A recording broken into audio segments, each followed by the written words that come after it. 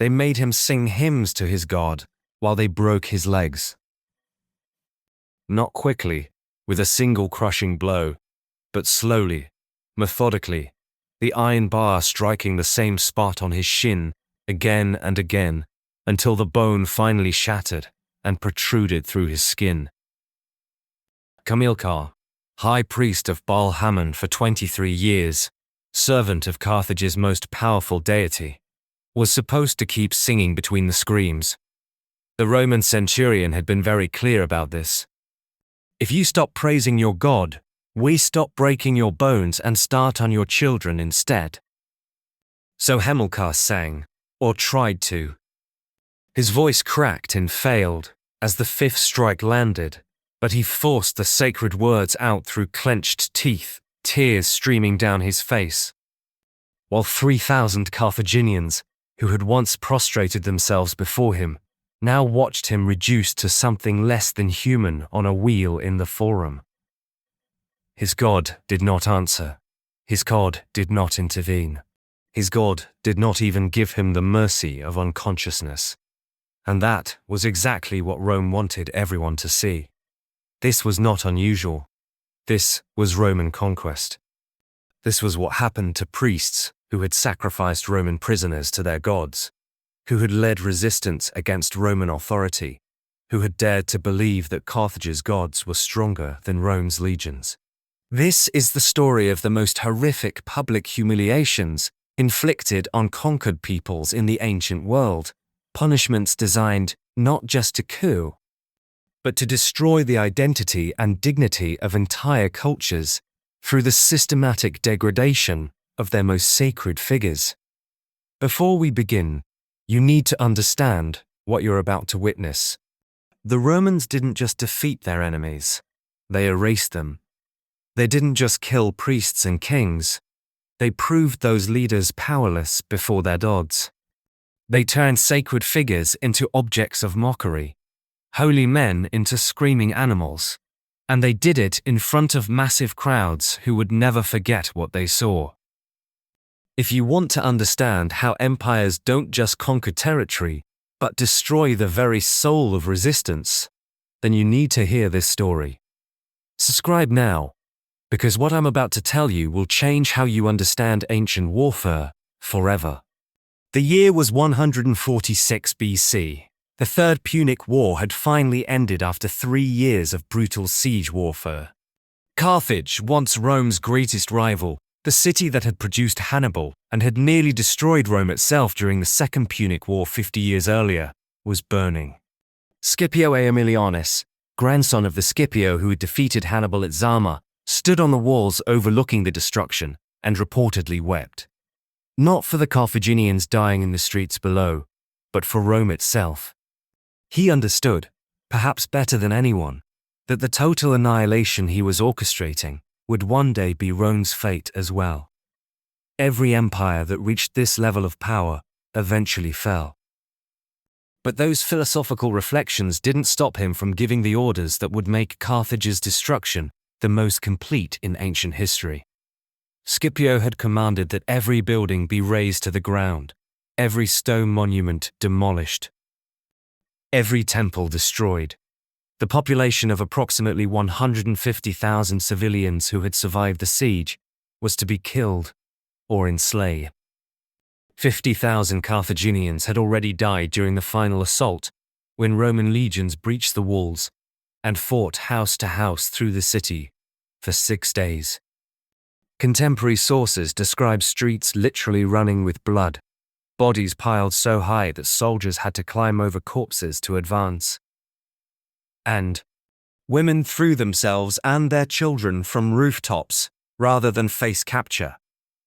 The city's final defenders retreated to the Temple of Eshmun on Byrazor Hill, Carthage's highest point, and when they realized defeat was inevitable, they set the temple on fire with themselves inside rather than surrender. But Scipio wasn't satisfied with military victory alone. He wanted psychological victory. He wanted to break not just Carthaginian resistance, but the very identity that made Carthaginians who they were, and central to that identity was religion. Carthage's power, Carthaginians believed, came from their gods: Baal-Hamon, the supreme deity; Tanit, the goddess of fertility and war; Melkart, protector of the city; Eshmun, god of healing. These weren't abstract philosophical concepts.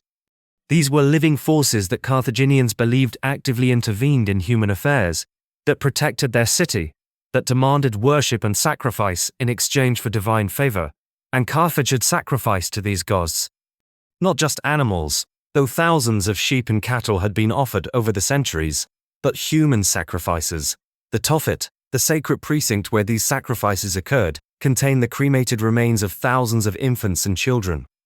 Modern archaeology has confirmed what ancient sources claimed, that Carthaginians, particularly during times of crisis, sacrificed their own children to appease Baal-Hamon. They had encouraged pointless suffering by promising divine aid that never materialized. And they had burned Roman citizens alive as offerings to gods who didn't exist, or didn't care. For these crimes, death would be insufficient punishment. They needed to be made examples of, broken so completely that no priest of any conquered people would ever again promise divine protection against Rome. Roman soldiers found Hamilcar and 6 other priests of Baal-Hamon hiding in the underground chambers beneath the Temple of Baal on the 3rd day after the city fell. The temple itself was burning, smoke pouring from its upper levels, but the stone chambers below had remained relatively intact. The priests had barricaded themselves inside with what sacred objects they had managed to save: golden vessels used in ceremonies, incense burners, scrolls containing ritual instructions, and most importantly, the sacred fire of Baal that was supposed to burn perpetually, kept alive in a bronze brazier that the priests had carried down into the chambers. The soldiers broke through the barricade easily. The priests offered no physical resistance. They were religious men, not warriors. They wore their ceremonial robes, elaborate garments of purple and scarlet dyed cloth, embroidered with symbols of Baal. Their heads were shaved, in the priestly fashion. Some had ritual scarification on their faces and arms, marks that identified them as devoted servants of the god. When the soldiers burst in, the priests were gathered around the bronze brazier, maintaining the sacred fire even as their city burned above them, even as their world ended around them. It was, in its own way, a testament to their faith. Even facing certain death, they continued their religious duties.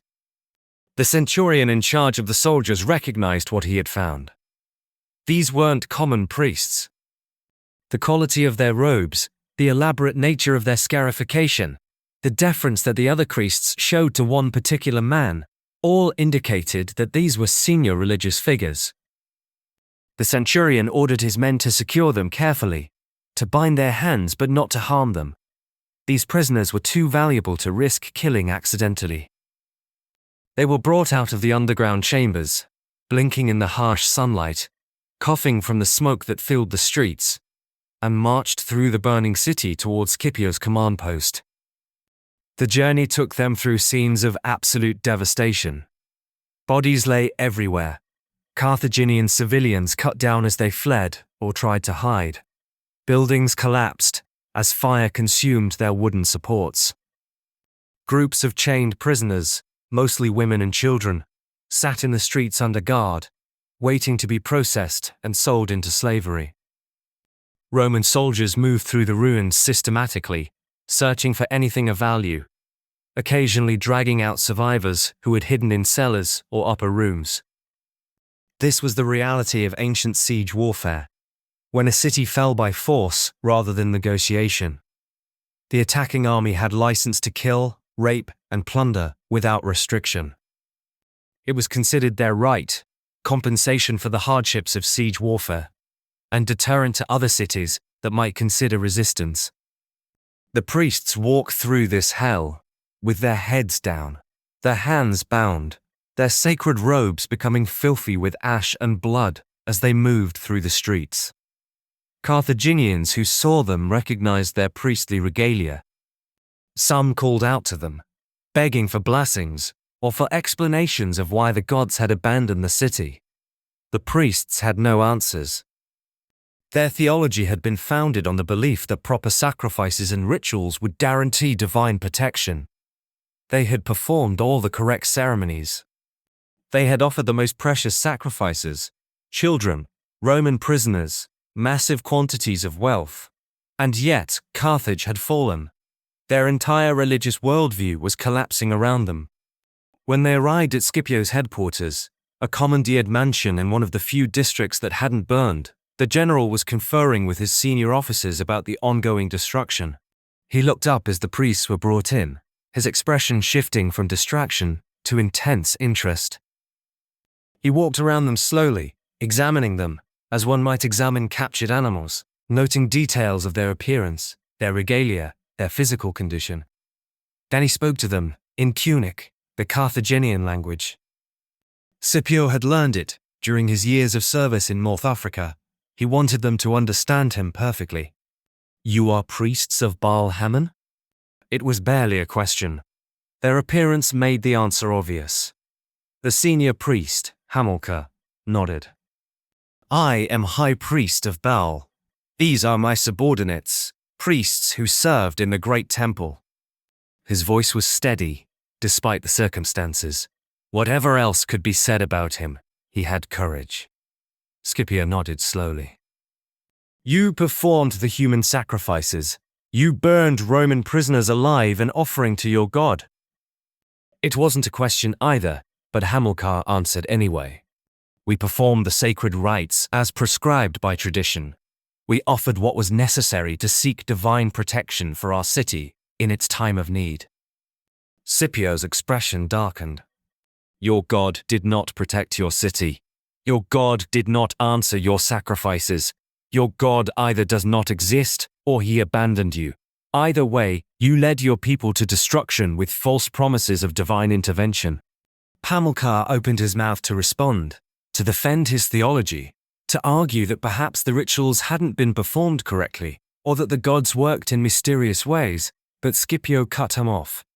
"No, I don't want your theological justifications. I want you to understand what is going to happen to you.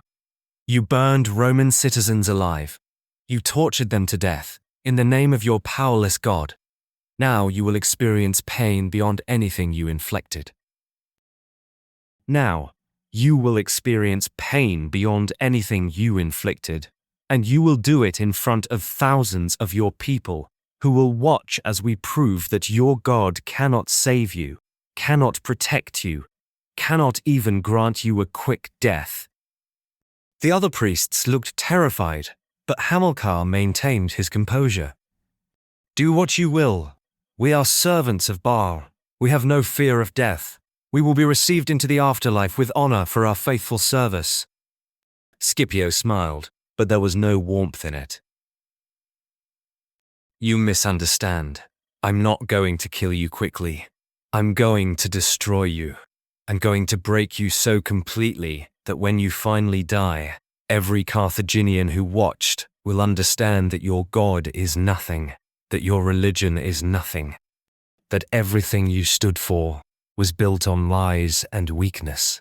He turned to his officers and gave specific orders. The priests were to be held under guard in cells beneath the headquarters. They were to be fed and given water. Scipio wanted them in reasonable physical condition for what was coming. Medical slaves were to examine them and treat any injuries from their capture. They needed to be healthy enough to survive extended suffering. Meanwhile, Scipio's engineers were to construct 7 breaking wheels in the Forum, the traditional Carthaginian public space where religious ceremonies had been held. The wheels were to be built to specific dimensions he would provide, designed not for quick execution, but for prolonged torture. And Scipio's heralds were to spread word throughout the surviving Carthaginian population that in 3 days there would be a public demonstration of Roman justice and Roman power. The breaking wheel, called the rota in Latin, was a torture device that Romans had encountered among various peoples they conquered and had refined into a science of calculated suffering. The device itself was simple: a large wooden wheel, typically 6 to 8 feet in diameter, mounted horizontally on a sturdy frame that elevated it 3 to 4 feet off the ground. The wheel could rotate freely around its central axle. Thick ropes or leather straps were attached to the wheel at strategic points, allowing a victim to be bound with their limbs stretched outward along the spokes. But the simplicity of the device belied the sophistication of its use. The broking wheel was designed for a specific type of execution, one that maximized both physical suffering and public spectacle. The condemned person would be tied to the wheel with their limbs spread. Then, while the wheel was either stationary or slowly rotating, executioners would use heavy iron bars to systematically break the victim's bones. Not randomly, but in a specific sequence calculated to keep the victim alive and conscious for as long as possible. The methodology had been developed through terrible experience. Executioners learned which bones could be broken without causing fatal internal bleeding, which sequence of breaking produced the most prolonged suffering, how to pace the torture to prevent the victim from dying too quickly from shock or trauma. Typically, the breaking would start with the limbs, working from extremities inward.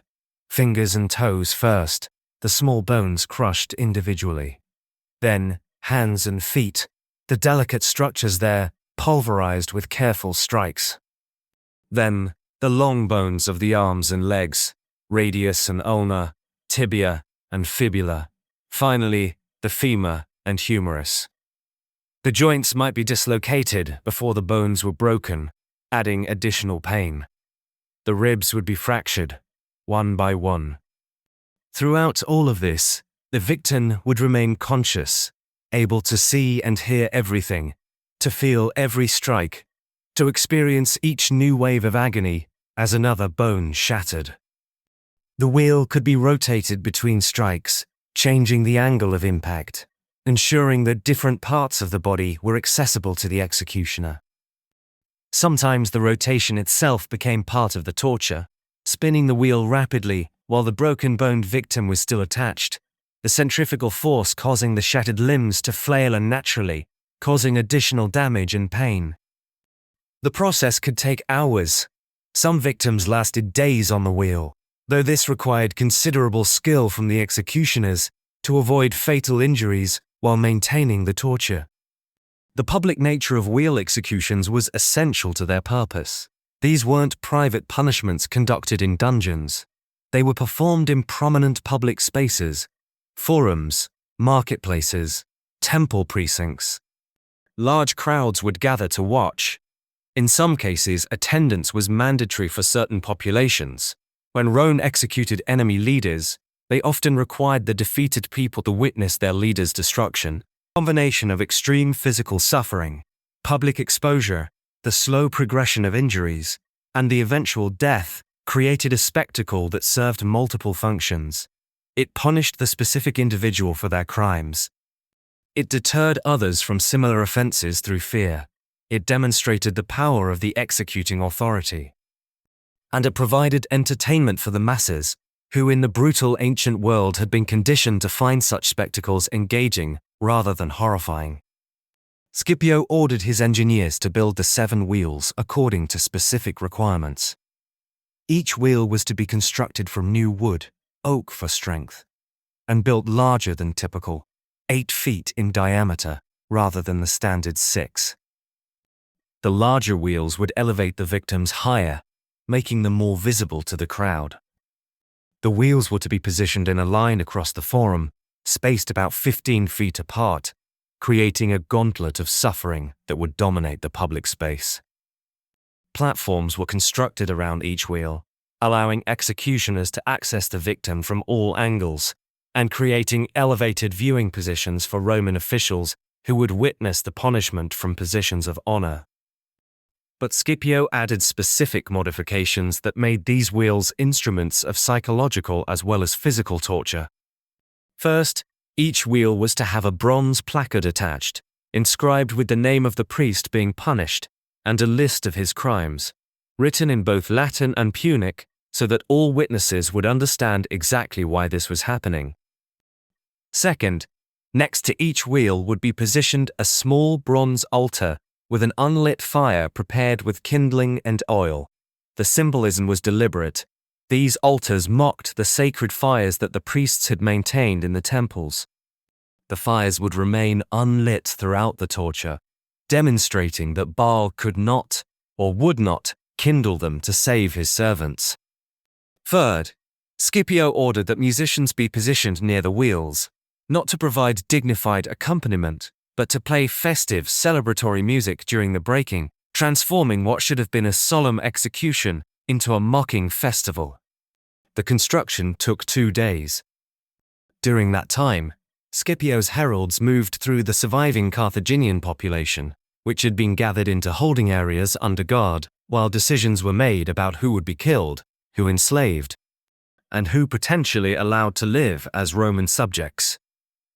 The heralds announced what was coming. The priests who had sacrificed Roman citizens would themselves be sacrificed, broken on wheels in view of all Carthage, as demonstration of what Rome did to those who violated Roman lives and Roman dignity.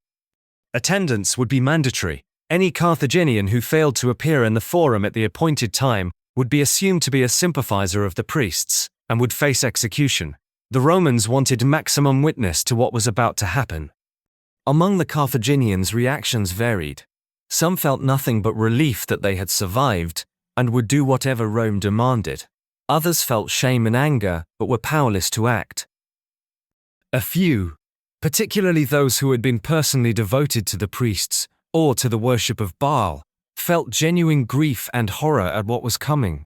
But whether they wanted to witness it or not, they had no choice.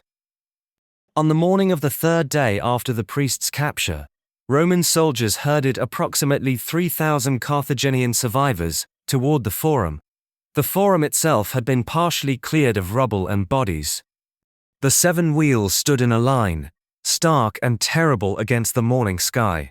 Roman soldiers formed a perimeter, ensuring the Carthaginian crowd would remain and watch. Scipio and his senior officers took positions on a raised platform that had been constructed for them, giving them clear view of all 7 wheels. The priests were brought out from their holding cells. Hamilcar and the 6 other priests were marched into the forum in single file, their hands still bound, but they had been allowed to keep their ceremonial robes for now. This was deliberate. Scipio wanted the crowd to see them first as priests, as the religious authorities they had been, before watching that identity be stripped away and destroyed. The priests' faces showed varying degrees of fear and resignation. Hamilcar, at the front of the line, kept his head up, his expression composed. If he was terrified, and he surely was, he was determined not to show it. The younger priests behind him were less successful at maintaining composure. Several were visibly trembling.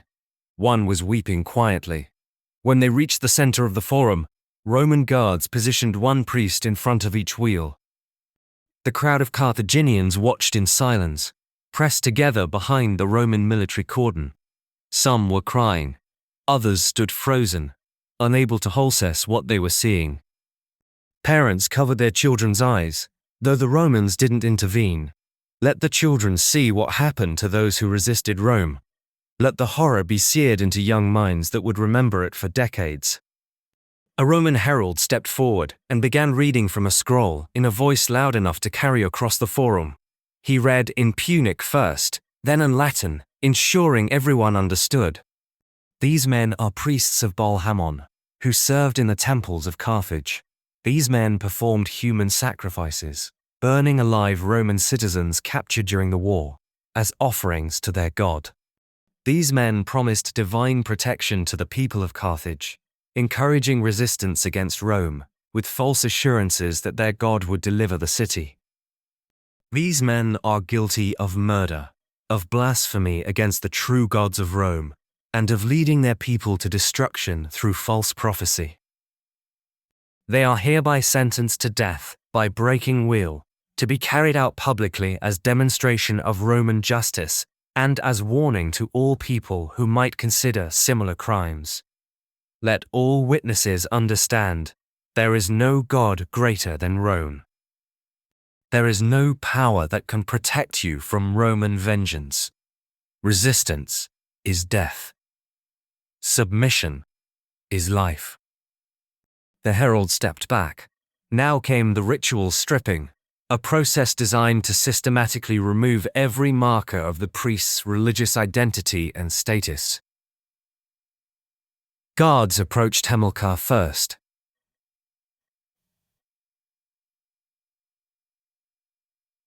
They grabbed the edges of his purple and scarlet ceremonial robe and tore it from his body, not carefully, but violently, ripping the expensive fabric and letting it fall to the ground in shreds. Underneath, Hamilcar wore a simple linen undergarment. This too was removed, leaving him standing completely naked before the crowd. For an elderly man, Hamilcar was perhaps 60 years old, this public nudity was deeply shaming. His body was thin, his skin marked with the scarification of his priesthood, but also with the wrinkles and sagging flesh of age. He stood there, exposed to thousands of eyes, his dignity shredded along with his robes. The same process was repeated with each of the other 6 priests. Their ceremonial garments were torn away, thrown into a pile in the center of the forum. Their bodies were exposed. Some of the younger priests instinctively tried to cover themselves with their bound hands, a futile gesture that only emphasized their vulnerability. The pile of torn priestly robes sat there like a rejected offering, beautiful sacred garments reduced to trash. But the stripping of identity went beyond mere clothing. Guards approached with knives and began cutting away the priest's religious markings. Hamilcar and several others wore amulets around their necks, sacred objects blessed in temple ceremonies, containing verses from sacred texts or small images Baal. These were cut off and thrown into the pile with the robes. Some priests had ritual tattoos on their arms or chests, marks that identified their rank and dedication. The guards couldn't remove these, but they mocked them, pointing and laughing, making jokes about how the god's protection apparently didn't extend to preventing Roman blades from cutting away God-blessed jewelry. The most significant removal was yet to come. Each of the 7 priests wore a particular marking that identified them as servants of Baal Hamon, a pattern of scarification on their right forearm that represented flames, symbolizing the sacred fire that burned in Baal's temple. These scars had been created years ago, when each man had been initiated into priesthood through a painful process of cutting and burning that left permanent marks. Guards now approached with heated irons, not hot enough to brand, but warm enough to. The priests flinched and gasped at this additional violation, this attempt to erase even the scarred history written on their bodies. Now came an element that Scipio had specifically ordered, an act of profound religious mockery. Guards brought forward 7 clay pots, explaining in loud voices so the crowd would understand what they contained. Each pot held ashes from Carthaginian temples that had been destroyed. Ashes from the temple of Baal Hamon, from the temple of Tanit, from the temple of Eshmun, sacred spaces reduced to dust. The guards took handfuls of these ashes and smeared them on the priests' naked bodies, covering them with the physical remains of their religious world. The symbolism was unmistakable. These priests were now covered in the death of their own gods, marked with the ash of fallen divinity. But Scipio had one more twist prepared, something that would become the most psychologically devastating element of the entire punishment. Roman soldiers brought forward 7 figures, small children, boys ranging in age from perhaps 5 to 12 years old. These children wore simple tunics and looked terrified, crying, and trying to pull away from the soldiers who held them. The Carthaginian crowd gasped and began shouting in alarm. What was happening? Were the Romans going to kill children? The herald stepped forward again and explained. These children were the sons of the 7 priests. They had been found during the Roman search of the city, hiding in houses of relatives or neighbors. They would not be killed. Rome did not make war on children. But they would watch. They would be positioned directly in front of the wheels, where their fathers would be broken, close enough to see every detail, to hear every scream, to witness their fathers' complete destruction. After the executions, the children would be sold into slavery, but they would carry with them for the rest of their lives the memory of what they were about to witness. And Scipio had given one additional order regarding the children, an order so cruel that even some of his own officers had objected. The fathers would be told that if they wanted their sons to be spared the worst aspects of slavery, if they wanted their children to be sold to relatively kind masters, rather than being sent to mines or brothels, they had to cooperate with their family. Own torture. They had to remain conscious and alert as long as possible. They had to scream loudly so everyone could hear. And most horrible of all, they had to beg their God to save them, had to pray to Baal Hamon throughout their breaking, proving through their unanswered prayers that their God was powerless. When this was explained to the priests, several collapsed to their knees. Hamilcar stood rigid, his face finally showing the full horror of what he faced. Not just his own death, but his son forced to watch. Not just pain, but the instrumentalization of that pain to extract prayers that he knew would go unanswered, prayers that would prove to everyone watching that his life's work had been devoted to a powerless deity. The Romans had found the perfect way to destroy not just his body, but his soul, not just his life, but everything he had believed and stood for. The children positioned in front of the wheels. The priests were forced to look at them, to see their sons crying and calling out "Father" in frightened voices.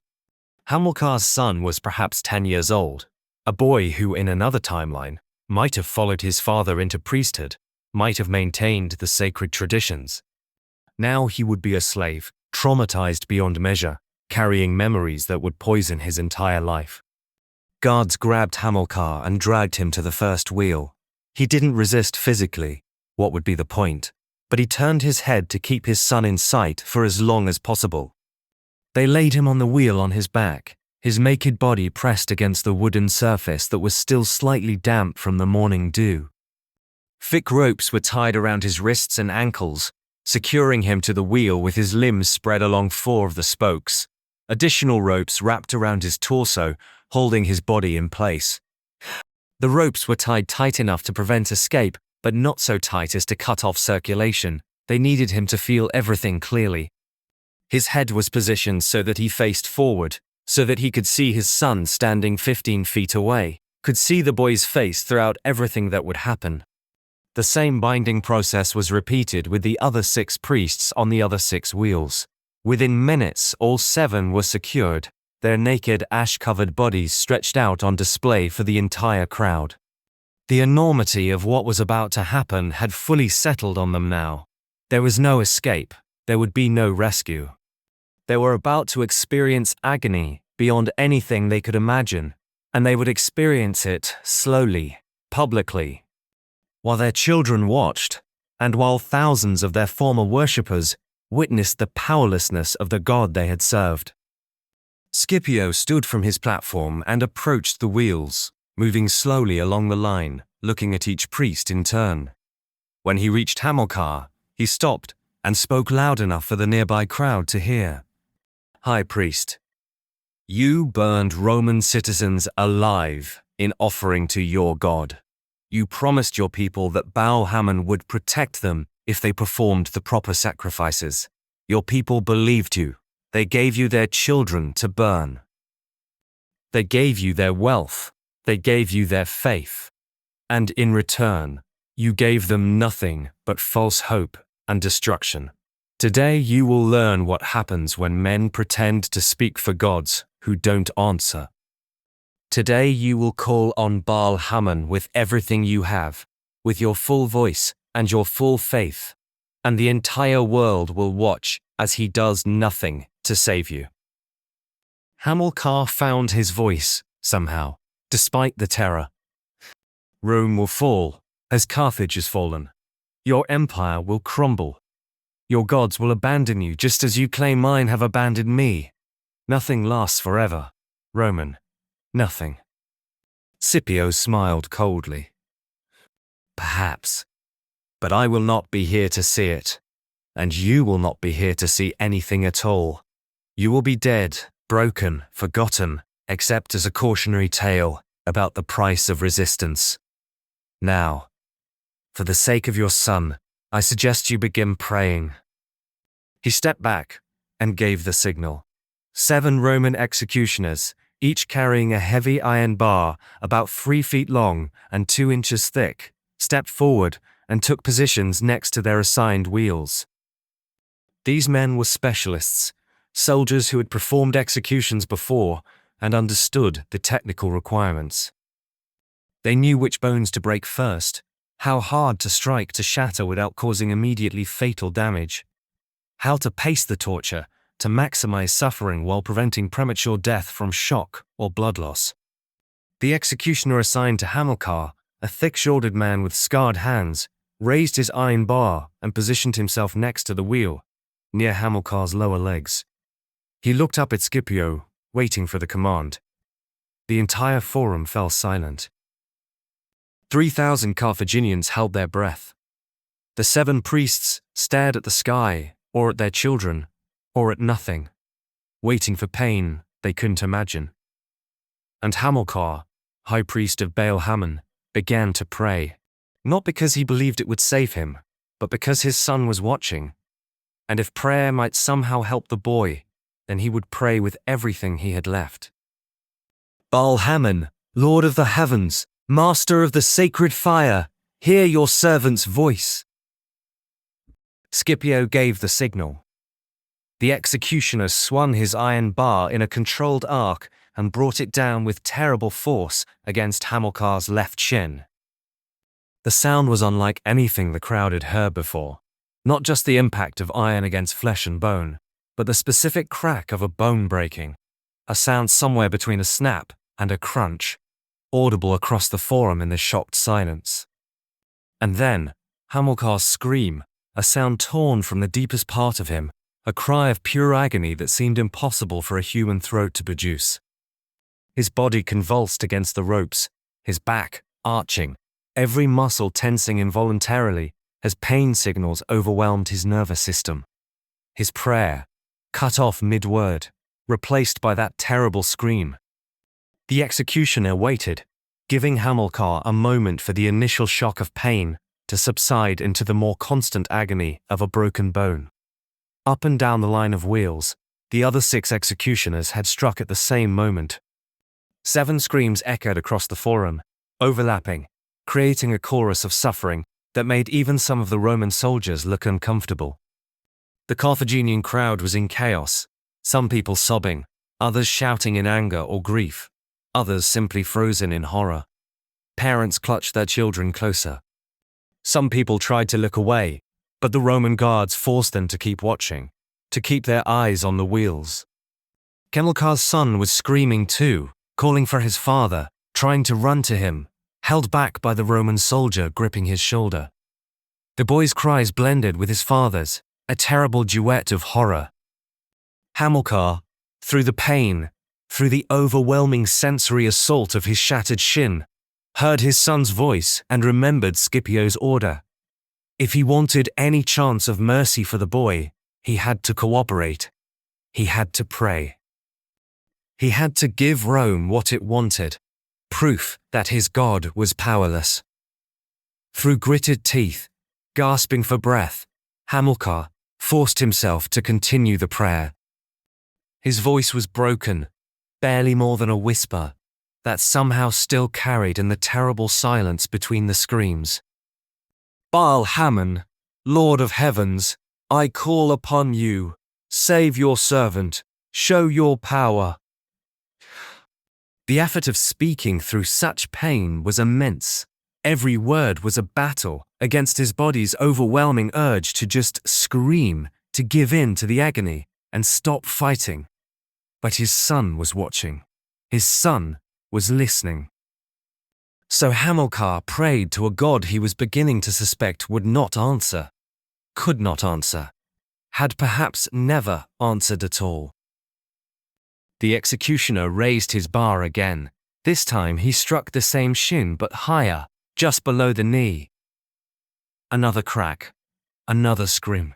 The bone that had already been broken once now shattered further, fragments of bone shifting beneath the skin, creating a grotesque visual as the leg became deformed, bending at an angle that legs were never meant to bend. Hamilcar's prayer dissolved again into incoherent sounds of agony. His hands gripped the ropes that bound his wrists, his knuckles white with the force of his grip. His face was contorted, barely recognizable as human, every feature twisted by pain. Around the forum, citizens who had known Hamilcar, who had brought offerings to his temple, who had prostrated themselves before him and sought his blessings, now watched him reduced to this.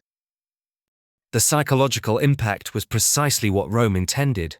These people's entire understanding of reality had been built on the belief that their gods were real, were powerful, could be appeased through proper worship and sacrifice. The priests were the intermediaries with those gods, holy men who commanded respect and reverence. To watch those holy men helpless, to hear their prayers going unanswered, to see them broken and bleeding, while their god remained silent, it shattered something fundamental in the Carthaginian worldview. The executioner moved to Hamilcar's right leg now. The torture would be systematic, working through the body in a sequence designed to maximize both pain and duration. Right shin first, then right shin again higher up, then left and right femurs, the thick thigh bones that required enormous force to break, then the arms, radius and ulna in the forearms, then the humerus in the upper arms, then the ribs, each one fractured individually. Then the hands and feet, the small bones there crushed into fragments. The pelvis would be last, the massive blow that would likely cause fatal internal injuries, but only after hours of preceding torture. The pattern of strikes continued.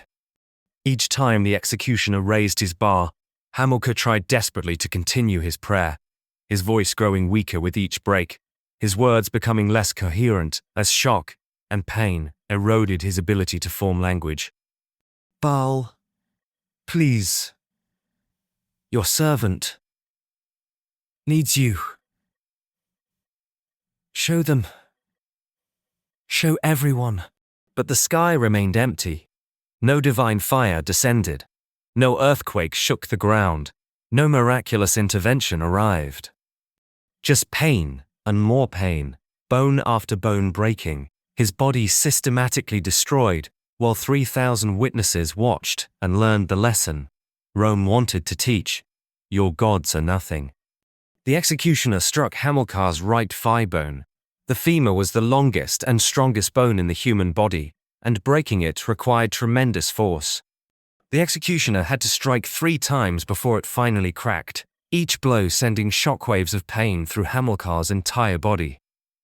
When the bone finally gave way, Hamilcar lost consciousness briefly, his mind simply unable to process that level of agony.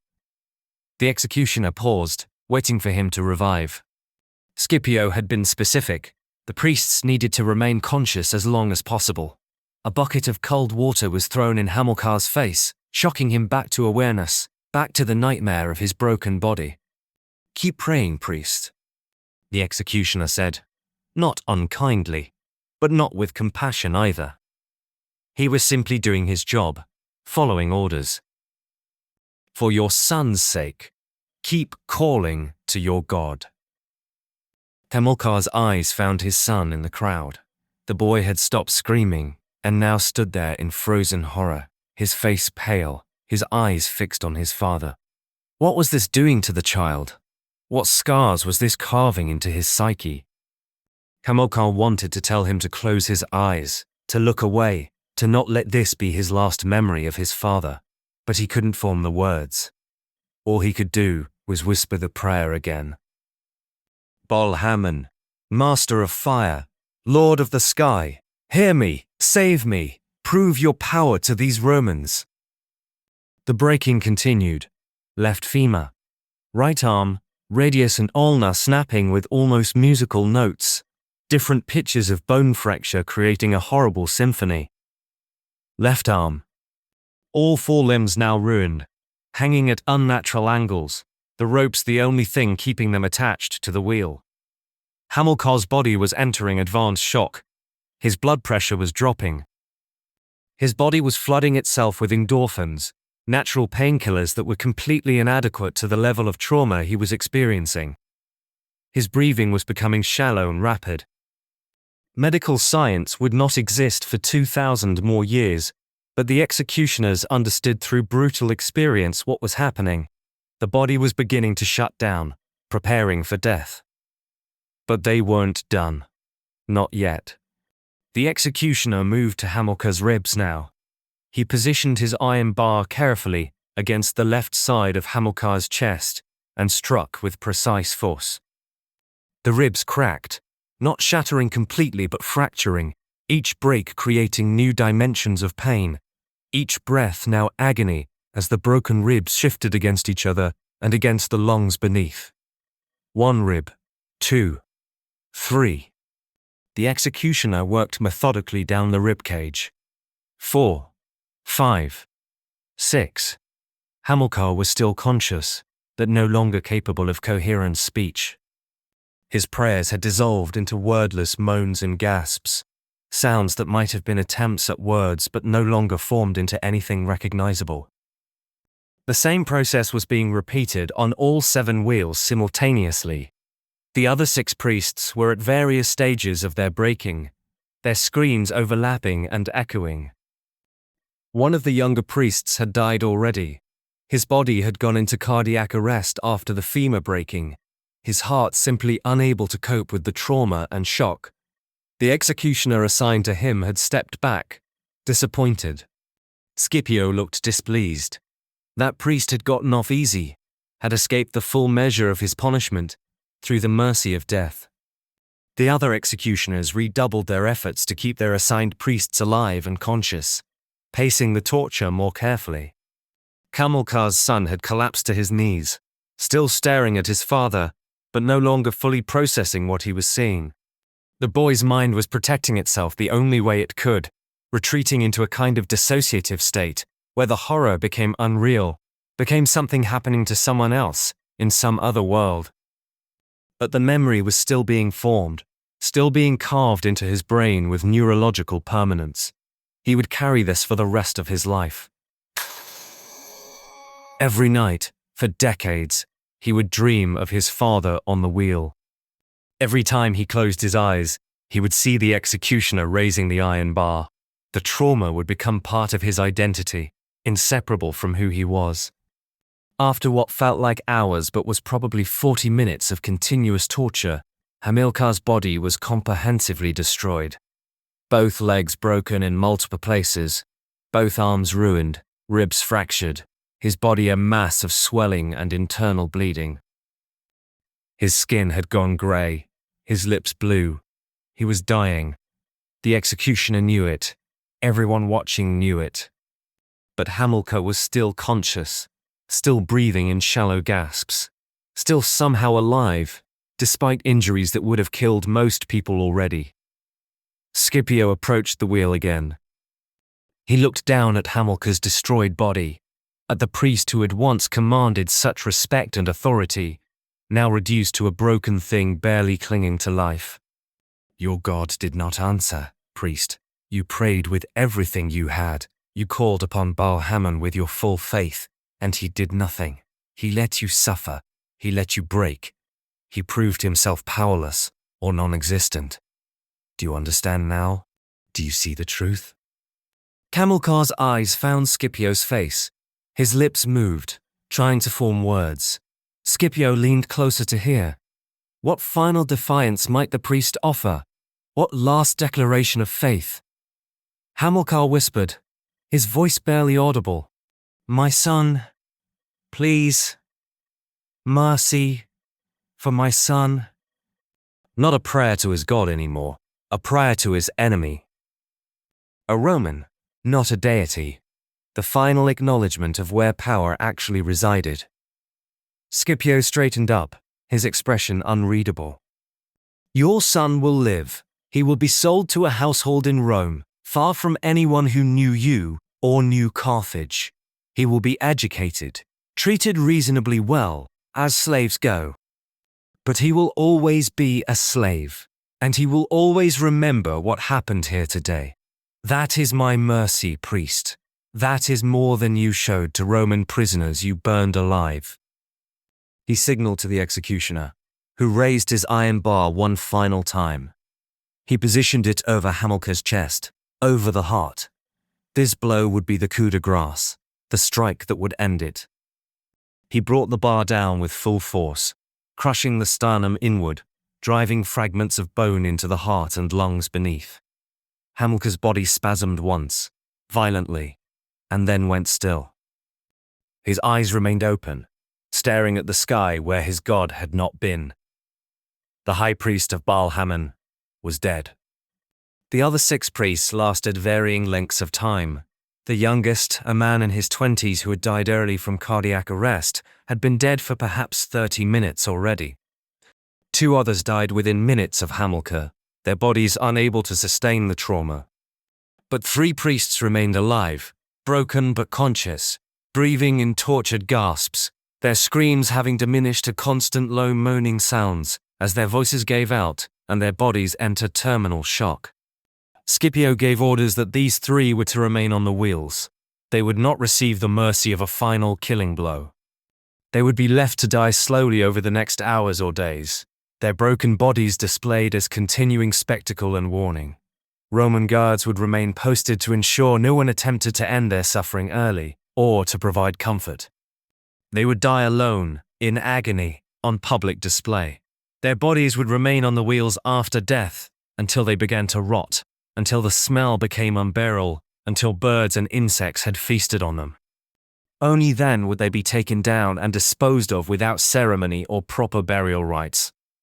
The bodies of Hamilcar and the 3 others who had died during the breaking were cut down from the wheels and dragged to the center of the forum, where they were thrown onto a pile like refuse. Their broken, contorted bodies lay there in an obscene heap, a monument to Roman power and Carthaginian defeat. The pile would remain there for several days as well, another element of the psychological warfare Rome was waging against the surviving population. The 7 children who had watched their fathers die were taken away by Roman soldiers. The boys were crying, some silently, others in great heaving sobs.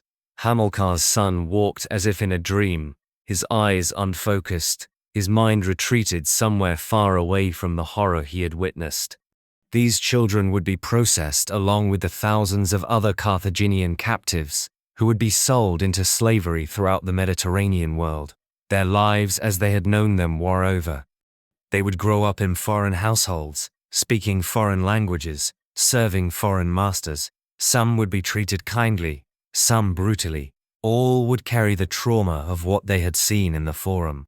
Hamilcar's son would indeed be sold to a household in Rome, as Scipio had promised. He would serve as a household slave, eventually learning Latin, eventually becoming functionally Roman in his behavior and speech, but he would never forget. On his deathbed decades later, an old man whose birth name he barely remembered, he would still see his father on the wheel and hear the sound of bones breaking. The Carthaginian crowd was released from the forum slowly, in controlled groups, the Romans managing the flow to prevent riots or stampedes. The people left in silence mostly, too shocked and traumatized to speak. What they had witnessed had accomplished exactly what Scipio intended. It had proven that their religious worldview was false, or at least that their gods were powerless against Rome. It had demonstrated that resistance was not just futile, but would be met with cruelty beyond imagination. It had broken something in the collective Carthaginian psyche, a sense of identity and possibility that would never fully recover. As the crowd dispersed, Roman soldiers moved through the forum collecting the torn priestly robes and sacred objects that had been stripped from the priests. These items were piled near the bronze altars that had been positioned next to each wheel, the altars with their unlit fires that had symbolized Baal's failure to protect his servants. Now, those altars would serve one final purpose. The soldiers doused the pile of sacred garments and objects with oil and set them alight. The flames consumed the expensive fabrics, the golden sacred vessels, the scrolls containing ritual instructions, everything that had been holy to the religion of Baal Hamon. The smoke rose into the sky, carrying the material remains of Carthaginian religion upward, and a mocking imitation of sacrifice. But there was no God above to receive the offering, no divine presence to accept or reject what was being burned. Just empty sky and the cold reality of Roman power. Scipio watched the fire burn, his expression thoughtful. He was considering the broader implications of what he had orchestrated. The breaking wheel spectacle had been about more than just punishing 7 priests. It had been a statement about the nature of power and belief. Rome was building an empire that would eventually encompass the entire Mediterranean world, an empire that would encounter hundreds of different cultures, religions, and belief systems. Rome needed those conquered peoples to understand that their local gods, their tribal traditions, their ancient customs were all subordinate to Roman authority. That no deity, no matter how sacred, could protect them from Roman power if they chose to resist. The public humiliation and destruction of priests was a technique Rome would employ repeatedly throughout its expansion. When they conquered Greece, they would destroy sacred groves and loot temples, demonstrating that Zeus and Apollo could not protect their worshippers from Roman legions. When they conquered Egypt, they would melt down golden statues of Isis and Osiris, transforming gods into currency. When they conquered Judea, they would eventually destroy the Second Temple in Jerusalem, scattering the Jewish people and proving that Yahweh either could not or would not defend his chosen people against Rome. Every conquered culture would learn the same lesson the Carthaginians were learning today: your gods are nothing compared to Roman power. But Scipio also understood something more subtle. By destroying the priests publicly and humiliatingly, rather than simply executing them quickly, by forcing them to pray to gods who didn't answer, by making their deaths into elaborate spectacles, Rome was not just demonstrating military superiority. They were colonizing the psychological space of the conquered peoples. They were teaching defeated populations that their entire understanding of reality had been wrong. That the religious frameworks they had built their identities around were false or powerless. That meaning itself was subject to Roman definition. This psychological conquest was more complete and longer lasting than military conquest alone could ever be. A defeated army might regroup and fight again. A defeated people, whose gods had been proven powerless, whose priests had been broken on wheels while their prayers went unanswered, whose children had been traumatized into accepting Roman supremacy, such a people would not easily rise in rebellion. They had been conquered not just physically, but spiritually, not just in their bodies, but in their souls. The fire consuming the sacred objects was dying down now, leaving only ash and melted metal. "Ye have no light for this watchful." The 3 priests, still alive on their wheels, continued their low moaning, sounds that would continue for hours yet, constantly reminding anyone within earshot of what Rome had done and could do again. The bodies of the 4 dead priests lay in their pile, already beginning to stiffen, their broken limbs locked in the unnatural positions the torture had forced them into. Birds were beginning to circle overhead, attracted by the smell of blood and death. Soon they would descend to feed, and the Romans would not stop them. Let the priests' bodies be consumed by scavengers. Let even their physical remains be denied dignity. Scipio turned away from the scene and returned to his headquarters. There was still much work to be done. The systematic destruction of Carthage would continue for weeks. Every building had to be demolished. Every fortification had to be razed. The harbor had to be destroyed so completely that it could never be rebuilt. The agricultural land around the city had to be plowed with salt, a ritualistic curse that would render the soil infertile, though in practical terms the amount of salt available could never actually poison all the fields. But the symbolism was what mattered. Carthage would be erased. It would become a cautionary tale, a name that parents would use to frighten children. Behave, or you'll end up like Carthage. A civilization of hundreds of thousands reduced to a ghost story. The surviving Carthaginian population, approximately 50,000 people who had not been killed during the siege or its immediate aftermath, would be processed over the coming weeks. The majority would be sold into slavery throughout the Mediterranean. Some would end up in mines, working themselves to death extracting silver and gold for Roman profit. Some would become agricultural slaves on Italian estates, their labor producing the grain that fed Rome's growing population. Some would become household slaves, cleaning and cooking and serving in Roman homes. A small number, particularly those with valuable skills or those who had cooperated enthusiastically with Rome during the siege, would be allowed to remain free and would be resettled in new communities under Roman supervision. But none would remain in Carthage. The city itself would be left empty, a field of ruins haunted by memories of what had been. In later generations, Romans would visit the ruins as tourists, walking among the broken stones and trying to imagine the great city that had once stood there, the city that had nearly destroyed Rome itself under Hannibal's leadership. They would see the Forum, where the breaking wheels had been erected, though by then the wheels themselves would be long gone, the blood long since washed away by rain. The physical evidence of the atrocity disappeared. But the story would remain. The story of how Rome had broken the priests of Baal Hamon on wheels, while their god remained silent. The story of how 7 men had prayed with everything they had and received no answer. The story of how an entire civilization's religious worldview had been destroyed in a single afternoon of carefully orchestrated torture. This was the power of public humiliation as a tool of empire. Not just to punish individuals, but to shatter the psychological frameworks that gave conquered peoples identity and meaning, to prove that their gods were powerless, their priests were frauds, their beliefs were built on lies. And in that shattering, to create space for Roman authority to define new frameworks, new meanings, new identities that would be compatible with Roman rule. The breaking wheel punishment used on Hamilcar and the other Carthaginian priests was not unique to the conquest of Carthage. Rome employed similar public humiliation and torture spectacles throughout its expansion, adapting the methods to the specific cultural contexts of different conquered peoples.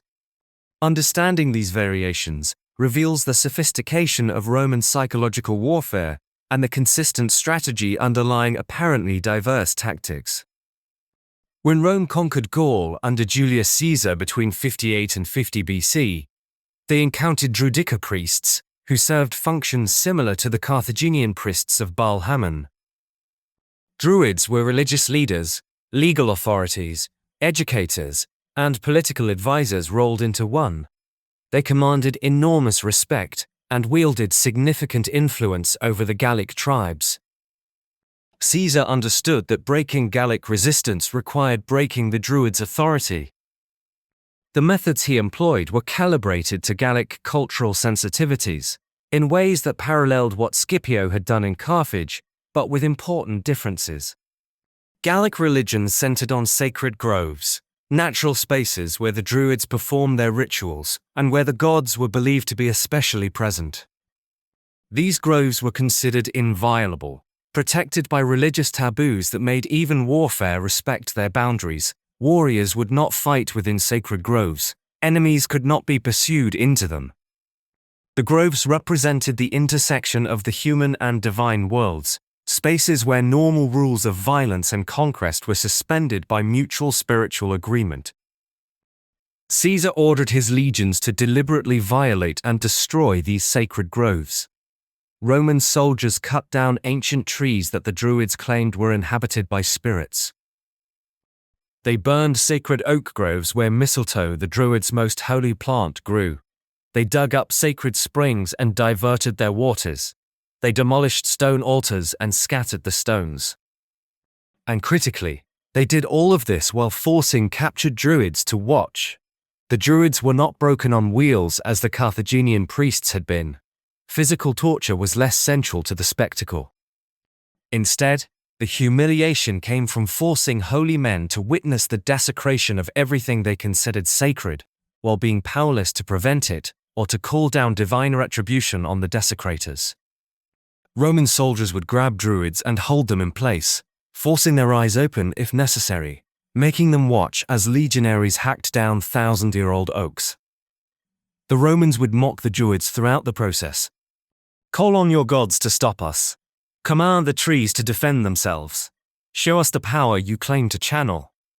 And when nothing happened, when the gods did not manifest to protect their sacred spaces, when the trees fell just like any other trees, and the springs were diverted just like any other water sources, the psychological impact on watching Gallic populations was devastating.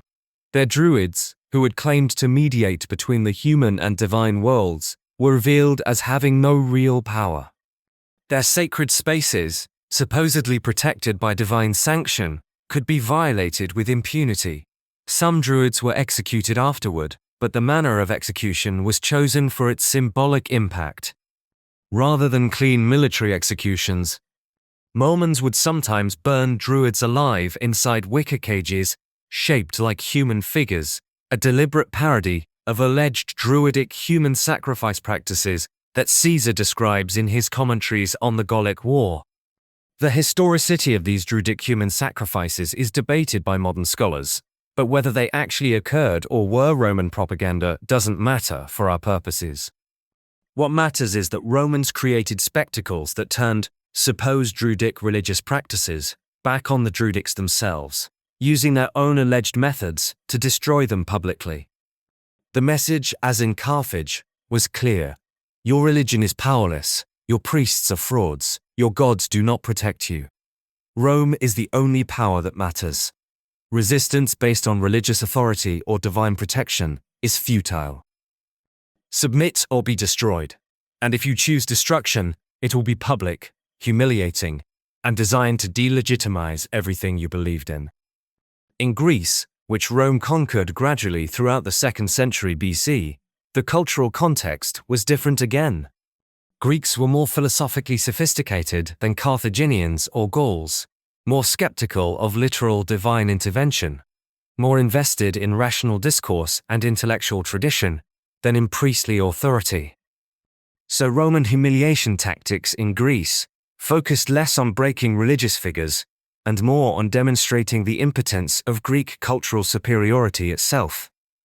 Greeks believed, and in many ways were justified in believing, that their culture was more advanced, more refined, more intellectually sophisticated than Roman culture. Romans were relative barbarians in Greek eyes, militarily powerful, but culturally crude, excellent at engineering and warfare, but lacking the philosophical depth and artistic genius that characterized Hellenic civilization. This cultural pride was central to Greek identity, perhaps even more fundamental than religious beliefs. Rome systematically humiliated this pride. When Roman generals conquered Greek cities, they would force educated Greek elites, philosophers, teachers, poets, dramatists, to perform for Roman entertainment. But the performances would be deliberately degrading. A philosopher might be ordered to debate on ridiculous topics. Which is more useful, a flea or a louse? A tragic actor might be forced to perform great dramatic speeches while dressed in absurd costumes or while slipping and falling on a deliberately greased stage. Poets might be commanded to compose verses praising Roman military might in Greek meters that were unsuited to the subject matter, creating awkward, forced compositions that violated aesthetic principles. The goal was to demonstrate that Greek cultural achievement, Greek intellectual tradition, Greek artistic sophistication, none of it protected them from Roman power. They could be the most educated, most cultured, most philosophically advanced people in the world, and Rome could still conquer them, could still force them to debase their own traditions for Roman amusement, could still reduce Greek wisdom to entertainment for Roman soldiers who barely understood what they were watching but enjoyed the spectacle of Greek humiliation. Some Greek intellectuals were taken to Rome as prisoners and paraded through the streets during triumphal processions, displayed like exotic animals captured in distant lands. Polybius, the Greek historian who chronicled Rome's rise, was himself taken to Rome as a hostage after the Roman conquest of the Achaean League. He was treated relatively well, and eventually became an insider in Roman elite circles. But his entire historical project can be read as an attempt to make sense of how the culturally superior Greeks had been conquered by the allegedly inferior Romans. His answer, that Roman military and political institutions were more effective than Greek systems, despite being less philosophically sophisticated, was itself a kind of psychological accommodation to the trauma of conquest. In Judea, where Rome faced repeated rebellions rooted in religious conviction and messianic expectations, the tactics evolved again. Jewish religious belief centered on covenant relationship with a single God, Yahweh, who had supposedly chosen the Jewish people and promised them the land of Israel. This belief made Jewish resistance particularly tenacious. Defeat in battle could be interpreted as divine punishment for sins that required repentance, not as evidence that Yahweh was powerless. Rome needed to attack not just military resistance but the theological framework that sustained it. After the First Jewish-Roman War, 66 to 73 AD, which Rome won at enormous cost, the Romans destroyed the Second Temple in Jerusalem, the central site of Jewish worship. But destruction alone wasn't sufficient. Rome wanted to humiliate the Jewish God himself, to prove that Yahweh couldn't protect his temple or his people. So, in addition to physical destruction, Roman soldiers performed deliberately sacrilegious acts. They brought the sacred temple vessels to Rome and displayed them in Vespasian's triumph, parading the menorah and other holy objects through Roman streets as captured trophies. They set up pagan sacrifices in the ruined temple precincts. They minted coins showing Judea as a mourning woman beneath a Roman soldier, with the inscription Judea Capta, Judea captured. Jewish priests captured during the war were sometimes forced to participate in mockeries of their own religious rituals. One documented case from the historian Josephus describes priests being forced to perform a parody of temple service, going through the motions of their sacred duties, but with the wrong materials, in the wrong place, at the wrong times, in ways that violated every principle of ritual purity that gave the service meaning. The priests knew that what they were doing was worse than not performing the rituals at all. It was active desecration, turning holy service into blasphemy. But they were forced to choose between this humiliation and watching their families be killed. So they performed, and in performing, they participated in the destruction of everything they held sacred. The psychological impact of these forced ritual parodies was profound. Regular Jews watching these spectacles had to grapple with horrifying questions. Were these priests still holy after performing such desecrations? Could they ever be purified? If not, did that mean the entire priestly line was corrupted? And if God allowed his own priests to be forced into such blasphemy, what did that say about God's power or God's relationship with his people? Rome's genius was in understanding that different cultures needed different types of humiliation, but that the underlying principle remained constant: attack the specific elements of identity and meaning that gave a people resistance, prove those elements powerless or false, and force the population to witness that proof publicly and memorably. The methods varied: breaking wheels in Carthage, sacred grove destruction in Gaul, forced intellectual degradation in Greece, temple desecration in Judea, but the strategy was always the same: psychological conquest to enable and reinforce military conquest. What made Roman public humiliation tactics so effective was not just their brutality, but their precision. Rome didn't employ random cruelty. They engineered trauma deliberately, understanding principles of psychology that wouldn't be formally articulated until the 20th century, but that Romans grasped intuitively through centuries of experience in subjugating populations.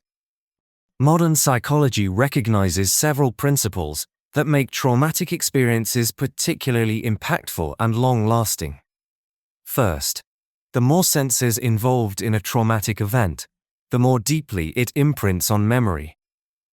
Events that combine visual horror, auditory distress, olfactory assault, and even physical sensations are remembered more vividly and completely than events that engage fewer senses.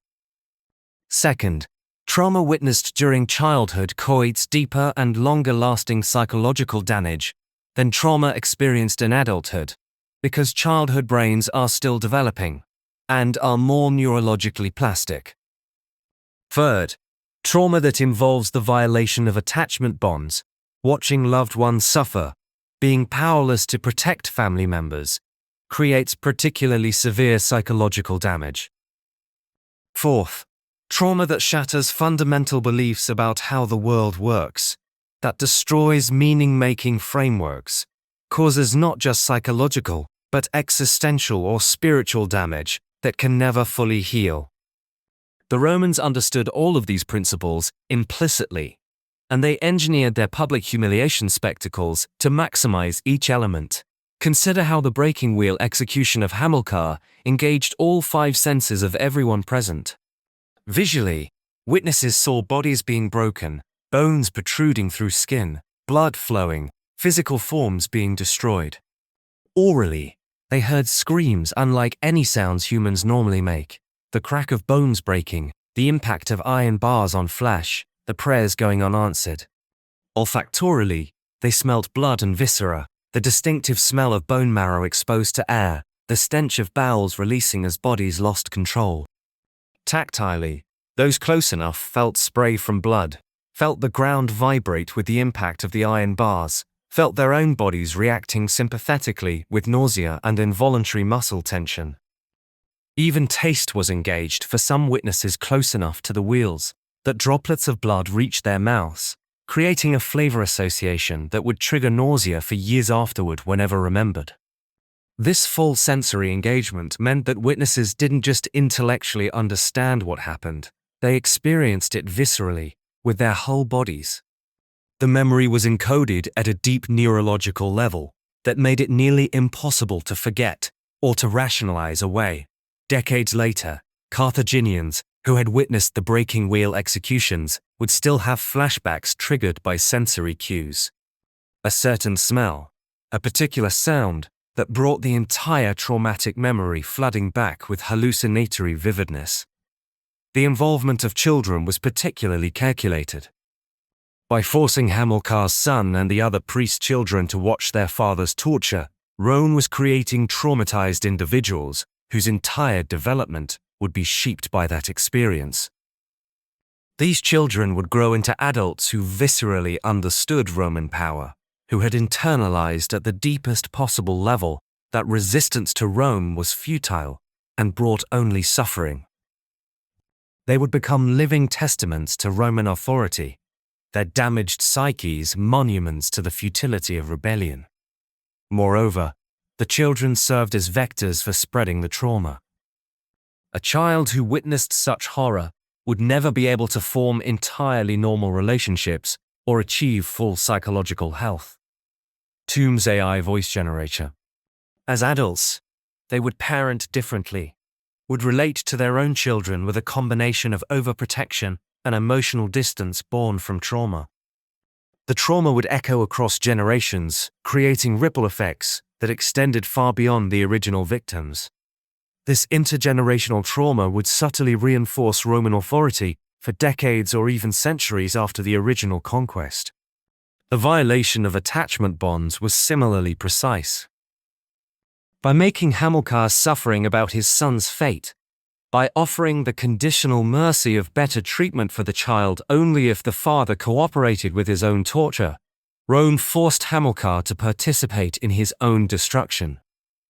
He couldn't simply endure his suffering stoically. He had to actively engage with it, had to scream loud enough to be heard, had to pray desperately to a god he increasingly suspected wouldn't answer, all for a possibility of marginally less cruelty toward his child. This shattered any possibility of Hamilcar finding dignity or meaning in his suffering.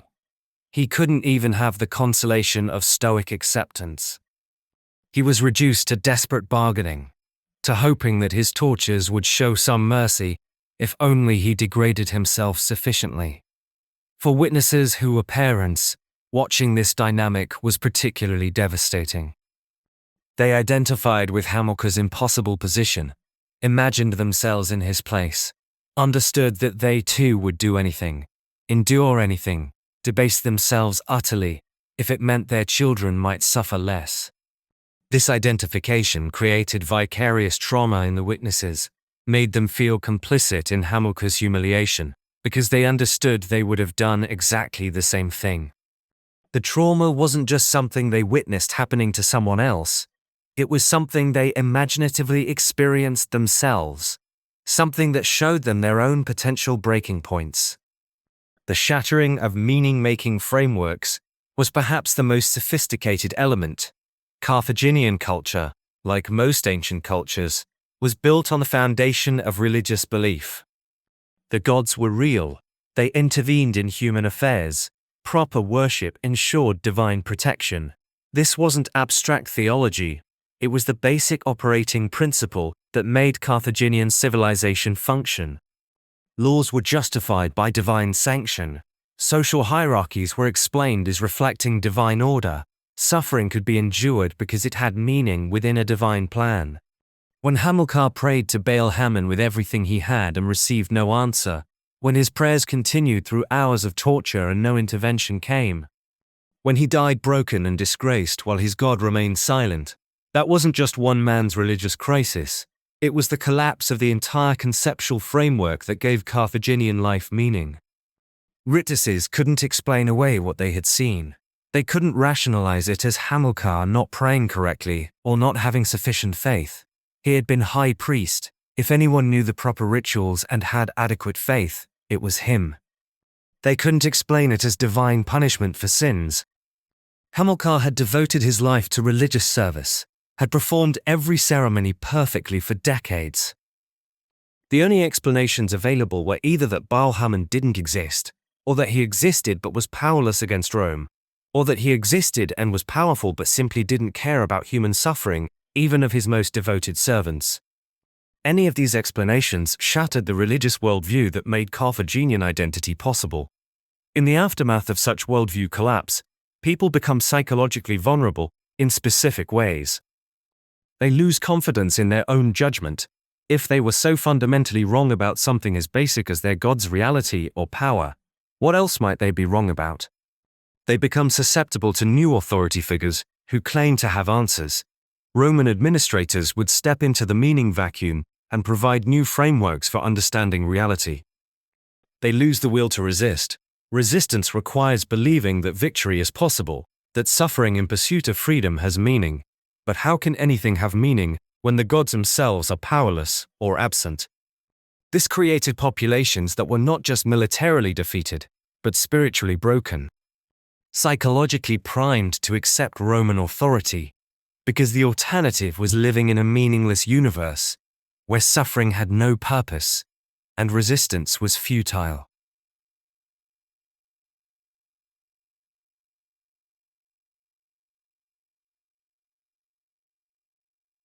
This was conquest at its most complete, not just controlling territory or extracting resources, but colonizing the very capacity to imagine alternatives to Roman rule. Modern readers might wonder whether Romans consciously understood these psychological principles, or whether they stumbled into effective tactics through trial and error. The answer is probably both. Individual Roman commanders didn't have psychology textbooks or trauma theory. But Rome as an institution had centuries of experience in conquest, and successful tactics were preserved and transmitted through military tradition, through written accounts of campaigns, through mentorship relationships between experienced and novice commanders. Scipio Aemilianus, before conquering Carthage, had studied the campaigns of his grandfather Scipio Africanus, who had defeated Hannibal. He knew what had worked in previous conquests and what hadn't. He knew that quick military victory was insufficient if the population retained the will and capacity to rebel. So he deliberately engineered spectacles designed to break that will and destroy that capacity. The sophistication lay not in individual Roman commanders being psychological geniuses, but in Rome developing an institutional knowledge base about effective conquest methods. Knowledge that was refined and improved through generations of practical application. Rome learned, in the most brutal way possible, what worked to subjugate populations. And what worked was not just military force, but psychological warfare that attacked identity, meaning, and the capacity to imagine resistance as meaningful. Given the effectiveness of these Roman humiliation tactics, one might wonder whether any conquered people successfully resisted, or Musa and Linshak were almost already resisting the pressure of virtuous rivals. Also, if these Roman humiliation tactics must resist or make fear of the good conditions.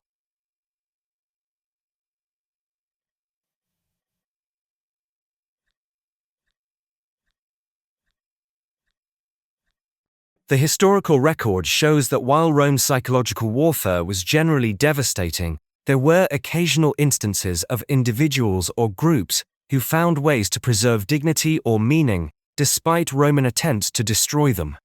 Some individuals achieved this through reinterpretation of their suffering as martyrdom. The concept of martyrdom, that dying for one's beliefs could be meaningful and even victorious despite apparent defeat, emerged partially as a response to Roman persecution tactics. Early Christians, who faced public humiliation and execution in Roman arenas, developed theological frameworks that transformed humiliation into glory. When Christians were thrown to lions or burned alive or tortured in elaborate spectacles designed to prove that their God wouldn't save them, Christian communities interpreted these deaths not as evidence of divine powerlessness, but as participation in Christ's own suffering, as necessary trials that would be rewarded with eternal salvation. This reframing was psychologically powerful because it prevented the meaning collapse that Rome depended on. A Christian martyr who died proclaiming faith in Christ while being torn apart by lions wasn't being broken by Roman power. In the Christian interpretive framework, that martyr was defeating Rome by proving that faith could not be destroyed by torture, that the human spirit could transcend physical suffering, that Roman power over bodies did not constitute power over souls. The martyr's death became inspiration rather than deterrent, proof of faith's strength rather than its weakness. Roman authorities recognized this problem and sometimes adjusted their tactics.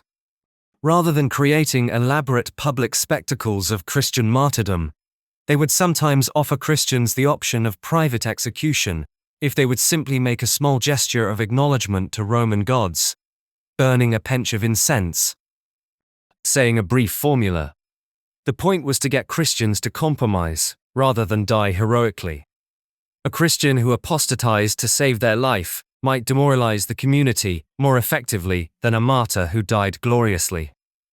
If enough Christians chose life over martyrdom, it would demonstrate that faith had limits, that it could be broken through the right combination of pressure and incentive. But this created its own problems for Rome.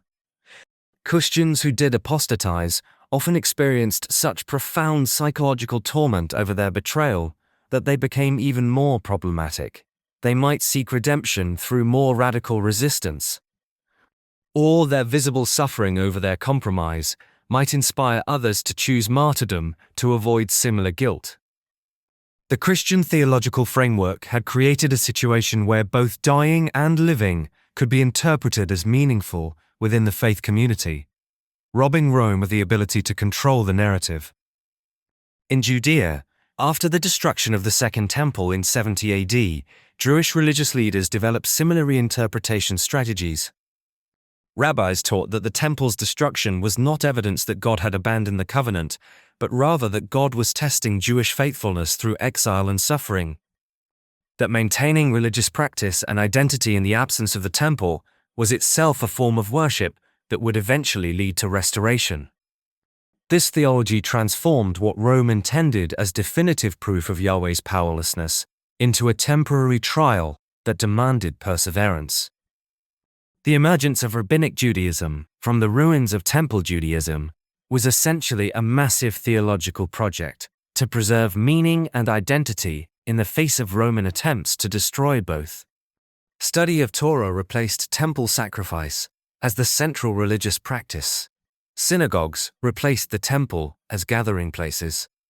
The oral Torah, eventually written down in the Mishnah and Talmud, provided a portable Judaism that didn't depend on controlling specific territory or maintaining specific buildings.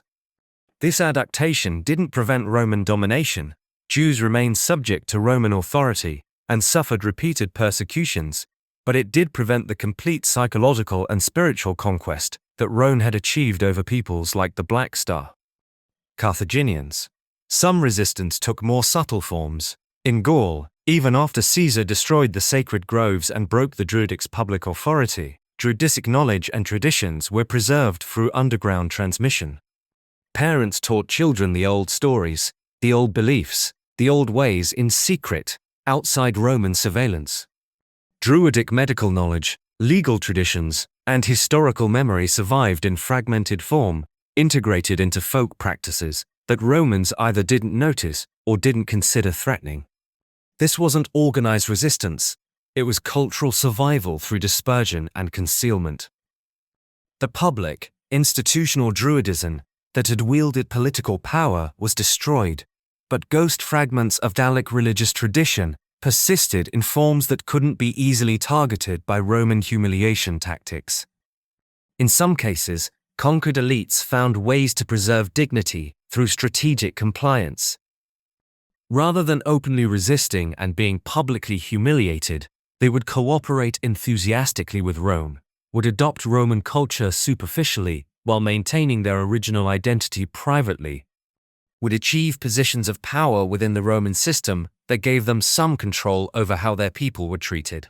This strategy of collaboration with hidden resistance was psychologically complex. It required maintaining a dual consciousness, performing Roman identity publicly while preserving native identity internally. It avoided the trauma of public humiliation, but at the cost of a different kind of psychological damage, the splitting of the self into public and private versions that were fundamentally at odds. Polybius, the Greek historian I mentioned earlier, represents this pattern. Taken to Rome as a hostage after Greek defeat, he could have stubbornly maintained Greek cultural superiority and been subjected to the kinds of intellectual humiliation Rome deployed against Greeks. Instead, he studied Roman institutions, befriended Roman elites, and wrote histories that explained Roman success in terms Greeks could understand and appreciate. He maintained his Greek identity while functioning successfully in Roman society. His work preserved Greek intellectual tradition by translating it into forms compatible with Roman power. Whether this was heroic adaptation or tragic collaboration depends on one's perspective, but it was unquestionably a strategy for avoiding the worst psychological impacts of conquest. However, we must be honest about how rare and limited these resistant strategies were. For every Christian community that transformed martyrdom into spiritual victory, there were dozens of communities that simply disappeared after Roman persecution. Food, black patches. Food unfood. For every rabbi who helped develop portable Judaism, there were hundreds of priests whose traditions died with them. For every Gallic family that secretly preserved fragments of Druidic knowledge, there were thousands who forgot or deliberately abandoned their ancestral traditions to avoid Roman suspicion. For every Polybius who navigated collaboration successfully, there were countless elites who were simply broken by the psychological pressure of conquest. The Carthaginians who watched Hamilcar die on the wheel didn't develop theological frameworks to reinterpret his suffering as meaningful. They didn't preserve Punic identity through underground resistance. They didn't find ways to maintain dignity while cooperating with Rome. They were simply broken. Within a generation, Carthaginian identity had essentially ceased to exist. The people who had been Carthaginian were now Latin-speaking Roman subjects, who might remember ancestry in North Africa, but who had no cultural continuity with what Carthage had been. The language died. The religion disappeared. The historical memory became what Romans said it was. Carthage was remembered as Rome's greatest enemy, as the civilization that had produced Hannibal, as the city whose destruction demonstrated what Rome did to those who challenged her supremacy. This complete erasure was unusual in Roman conquest history. Most conquered peoples retained some cultural identity, even under Roman rule. That Carthage was so thoroughly destroyed reflects both Roman determination and Carthaginian vulnerability. The destruction of Carthage haunted Roman imagination for centuries afterward. Romans told stories about Scipio Aemilianus weeping while watching the city burn, understanding that Rome's power to destroy so completely was itself dangerous. That a civilization capable of such total annihilation might eventually turn that capacity on itself.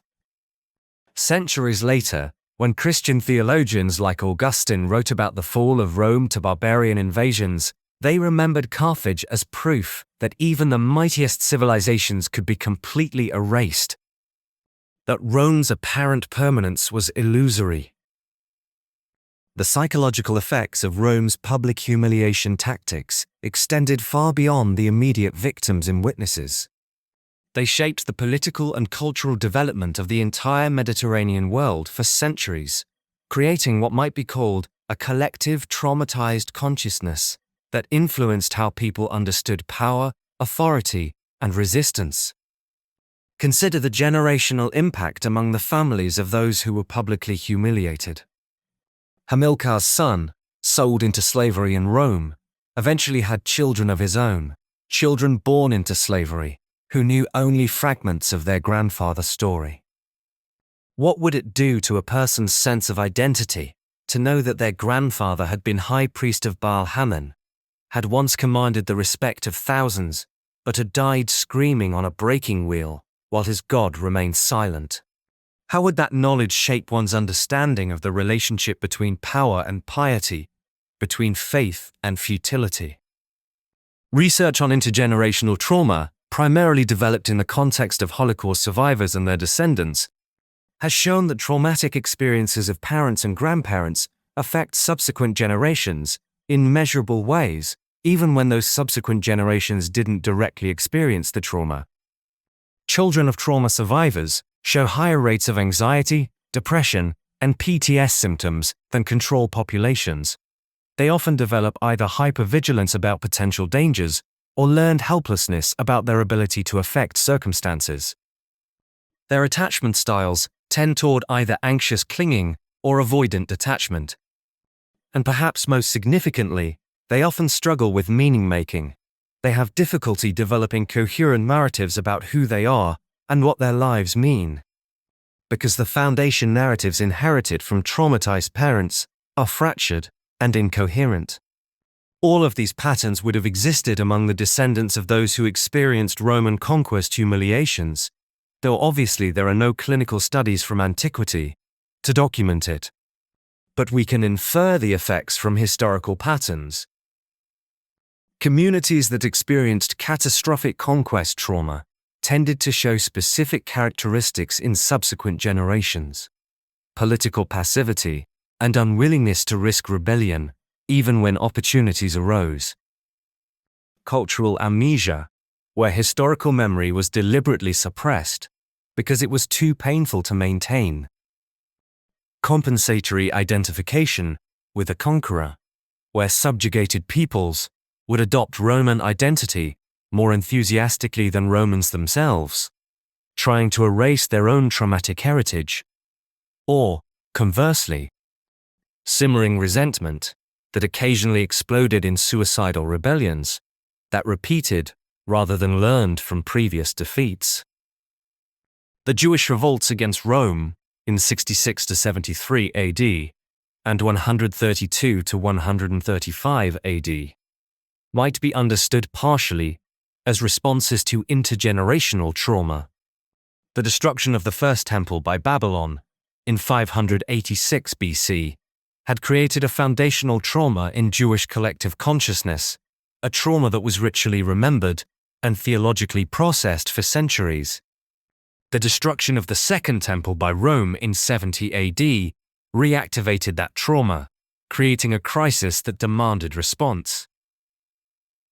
The Bar Kokhba revolt of 132 to 135 AD, despite occurring 60 years after the temple's destruction, and despite being virtually hopeless from a military perspective, might be understood as a traumatized population's attempt to assert agency against overwhelming power, to refuse the passivity and helplessness that Roman conquest demanded.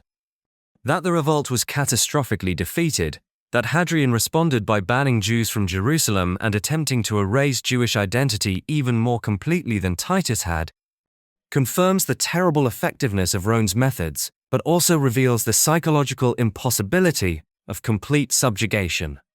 Some populations, despite experiencing devastating trauma, despite watching their holiest sites destroyed and their priests humiliated, despite being given every reason to accept defeat, still found within themselves the capacity for resistance.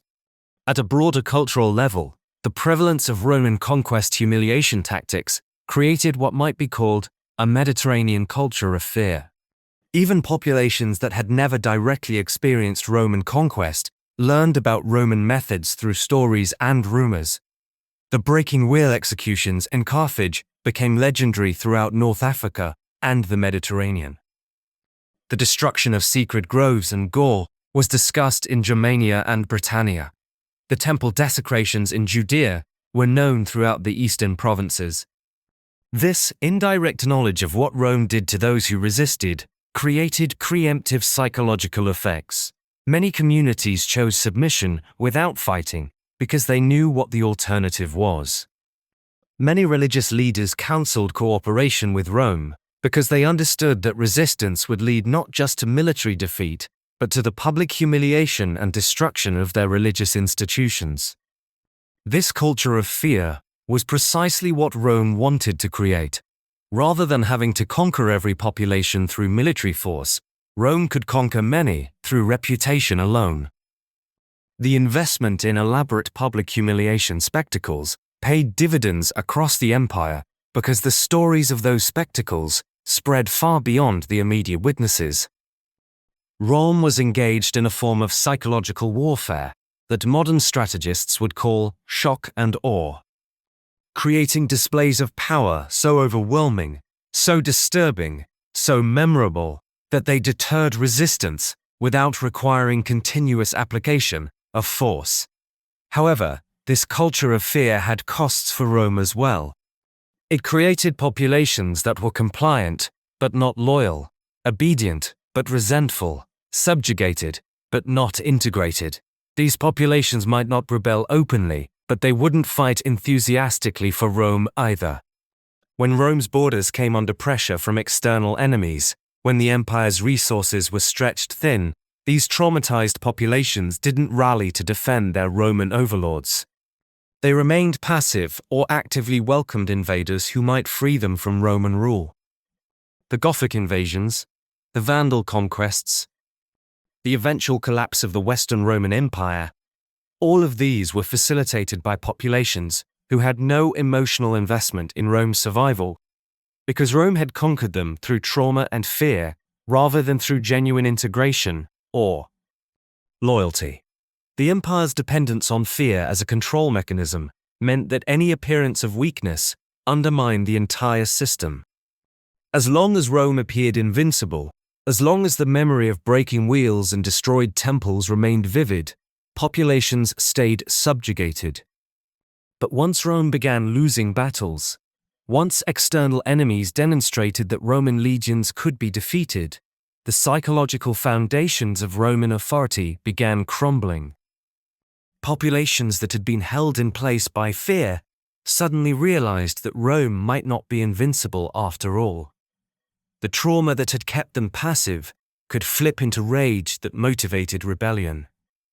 In the empire's final centuries, Rome faced cascading revolts as the culture of fear that had sustained conquest transformed into a culture of revenge. Some scholars argue that Rome's eventual fall was directly connected to its conquest methods.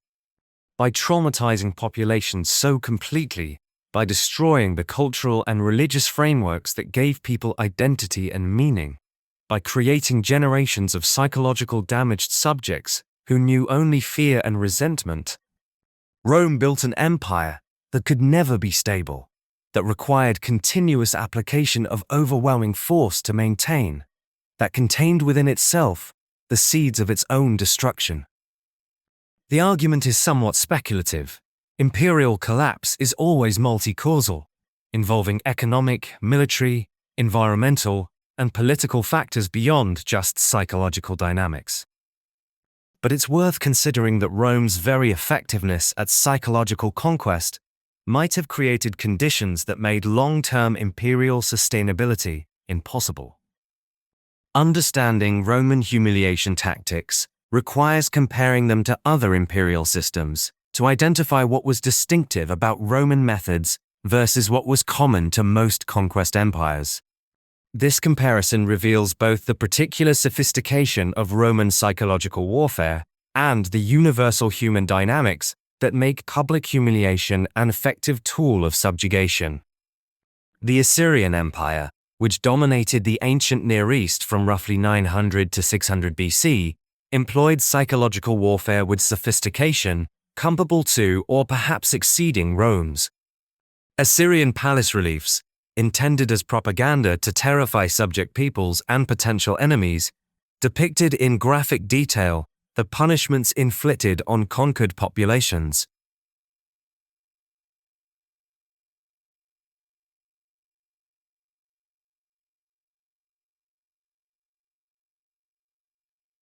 These reliefs showed prisoners being impaled on stakes, their bodies left to rot as warnings. They showed enemy kings in cages like animals, displayed publicly and humiliated before being executed.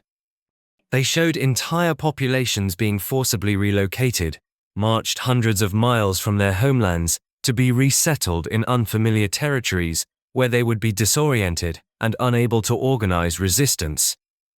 The Assyrian tactic of mass deportation was particularly psychologically destructive.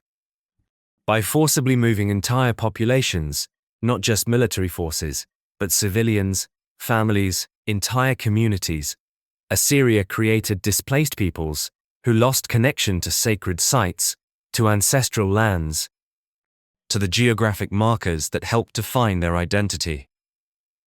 A people forcibly relocated from their homeland couldn't maintain their religious practices in the same way. Their rituals might be tied to specific temples or sacred groves that they no longer had access to.